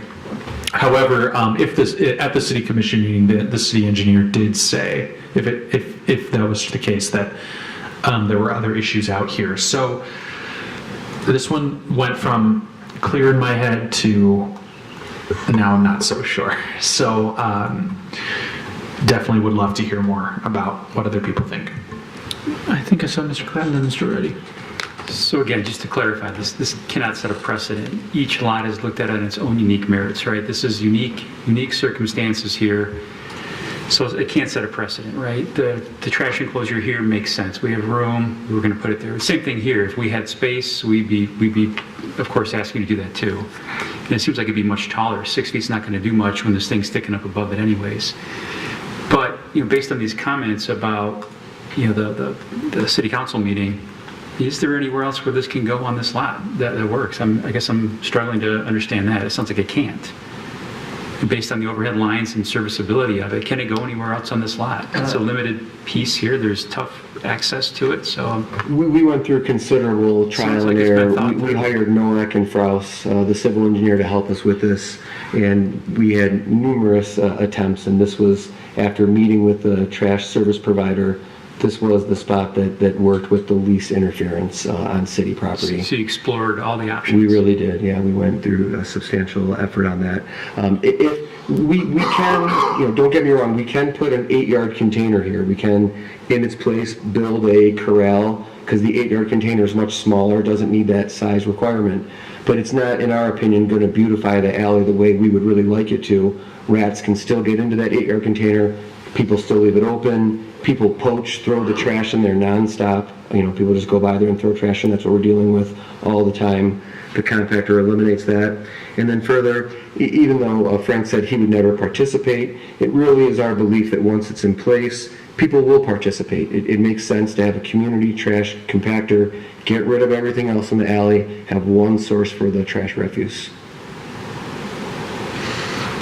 Mr. Reddy and Mr. Moore. Yeah, I guess my thoughts are, I found it tight in my small bolt in that alley, so I can kind of see the maneuverability issue pulling around to get that get to that compactor. And the thing is, we're not dealing with the right-of-way issue that the city commission settled that. The only question is whether there's a practical difficulty regarding this surround. Seems like there is, just due to the tight space to me. And then I see the other dumpsters in this picture that don't seem to have a surround around them, and it seems like the one that's the fifth will be getting removed. So there'd be a net loss of at least one unsecured, unsurrounded dumpster with this one that. The other thing I would say is I think the petitioner is going to have an incentive to keep this clean because the license agreement can be terminated by the city at any time. So if it falls into disrepair, they said they were going to review it in a year. So I think they're going to have an incentive to keep it clean and tidy. And that's why I think it would be good if we do grant it to tie it to the license agreement remaining in effect. I think we can place a condition to that effect, right? So anyway, those are my thoughts on it. Thank you. Again, for this, we have a lot of discussion out here. I'm going to make a motion on this one. I'm going to make a motion to approve the variance requests. Okay. Is there a second? Just to clarify there on our sheet, there are 2 variance requests, and he withdrew one of them. So we just need to approve A. Because one is the That concrete is correct, pad, so the yes, concrete we pad need the pad, would yes, lessen that was the an error. variance request, so yes. Thank Did you you for clarifying. also want to check with Mr. Murphy real quick regarding Mr. Reddy's proposal? I think the city commission's license agreement covers what you're looking for, so I don't believe it's necessary to have it as a contingency. All right, so then it stands that you're proposing to grant the variance as requested. Is there a second? Mr. Gavin? Go ahead, Mr. Clark. Again, there's been a lot of discussion, a lot of great thought. Thank you for clarifying my questions. I didn't understand why we couldn't put this around here. But it seems like this has been well vetted out, been thought through. There's a licensing agreement on the table for this. The city team has thought through this as well. It seems like it's very practical if we try to place it somewhere else within this lot. And it seems like it's cleaning up the alley too. Instead of having all these other containers littered here, we have one source that helps to contain it all. So, thank you. There's been enough said. I don't have anything else to add. Mr. Gavin? I don't have much more to add. I just kind of want to echo Mr. Reddy's point about the fact that, you know, it's already been granted by the city commission. So like if it's, you know, if we want to move forward with it, it may only make sense to grant it. And then, you know, along those lines, I don't want to, you know, if other property owners want to come to the city and work out a deal, I wasn't aware of the contentious history with dumpsters in this alley, but it completely makes sense to me why there would be. But I just see somebody before us who's going through the proper channels. He got a license, he talked with the city, he worked out a deal, and now he's asking to, you know, for the one thing that's needed. It's not. And on top of that, it's improving the condition in the alley. Yes, it won't be enclosed, but it's reducing the number of containers there, and it's freeing up space. So I'm all for that. Yeah, there you go. Mr. Moore? Yeah, I won't be supporting this motion because I don't feel that they've met all of the criteria for the non-use variance. You know, the hardship has been created by them, because if an enclosure needs more space, then they should have asked for more space at the city commission. And I also, I watched the meeting, but you know, I don't recall them saying that they were okay without an enclosure. I believe they said that they were okay if they came to us and got a variance. And there's a difference there to me. And I think, you know, pulling all of the other ones out of the alley, to me, I don't see any written statements from surrounding properties or anything like that. I think that's hypothetical, and, you know, knowing people, if they're going to want to just go outside their door and put it in the trash versus across an alley in the winter or the rain or whatever, you know, I'm not so sure that everybody that abuts that alley is going to buy into using this one central unit, and we've heard from one of those property owners tonight. Mr. Wolf? I also will be voting against this motion, and I say that because I used to live on 6th Street, and I used to live right across the alley from the the old church that is now multi-use.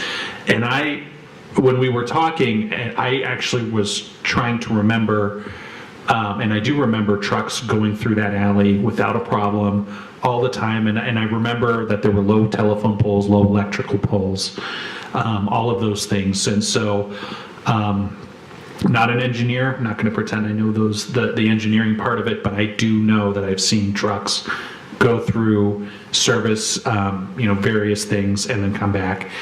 So, and then also I agree with Mr. Moore that I think, I did see on Google Maps there are enclosures for other trash receptacles there. So I don't see why we would grant them, unless there was a physical space. But there is space to do it. So I will also be voting against. Other comments? Don't want to put you on the spot, Ms. Grant, but you being a civil engineer, I'd like to hear your thoughts. I really wish that you guys would have presented like truck turning radius information on this, because I just feel like there's not enough evidence to suggest that and trust me, I am a civil engineer, and I put hundreds of dumpster enclosures on plans that never get built. So I understand what happens, but I would have preferred that we got the truck turning radius, because I'm sure that's what Noack and Frost did when they were trying to figure out where to put this thing. So may I was not prepared for that. I did not have that information. If you look from a practical standpoint, you can see some of the low-hanging wires in the picture that did show our current dumpster. And I know this may not be desired, but with her stating that with the evidence, may I propose, well, you thought during out there of possibly postponing this a month so you could gather that evidence to show us, or would you like us to still continue on? I don't, just throwing something out there right now to... If it's voted down, do I have another opportunity to come Not for back? a year. Not for a year, okay. Yes. All right. I think at this point, if I could clarify further, I've been involved in this building since 2013, and since 2014, going now 10 years, we've been trying to figure out some solution for this alley. I know that there's numerous problems, and Frank pointed that out, that a global solution would be great. For 10 years, we've been talking about a global solution. This was our way of really trying to solve the current problem we're having, which is the problem of the dumpster floating around, the rodents in the alley, and trying to consolidate some of these containers. So I do feel like we've made our case and shown our hardship. If you are saying that it's a down vote now, and if we could bring in that... We can't say one way or another. Okay, all right. In that case, I would request that we just, bring it to a head, because I... Okay, that's fine. Yes, thank you. Thank you, though, for bringing that option up. Other comments then?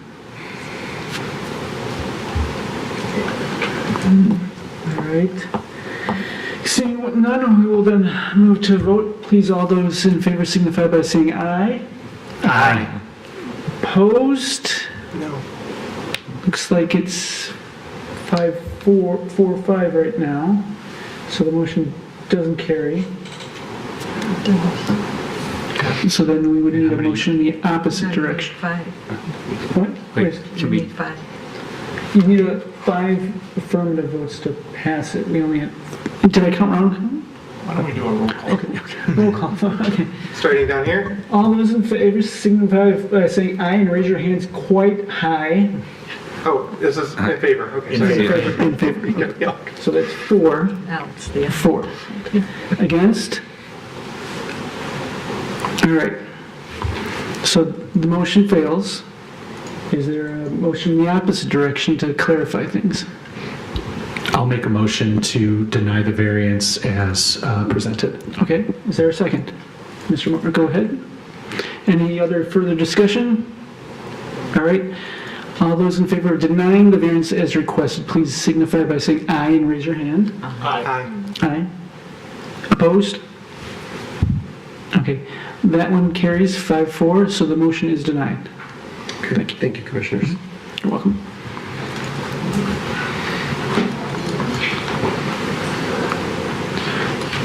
All right.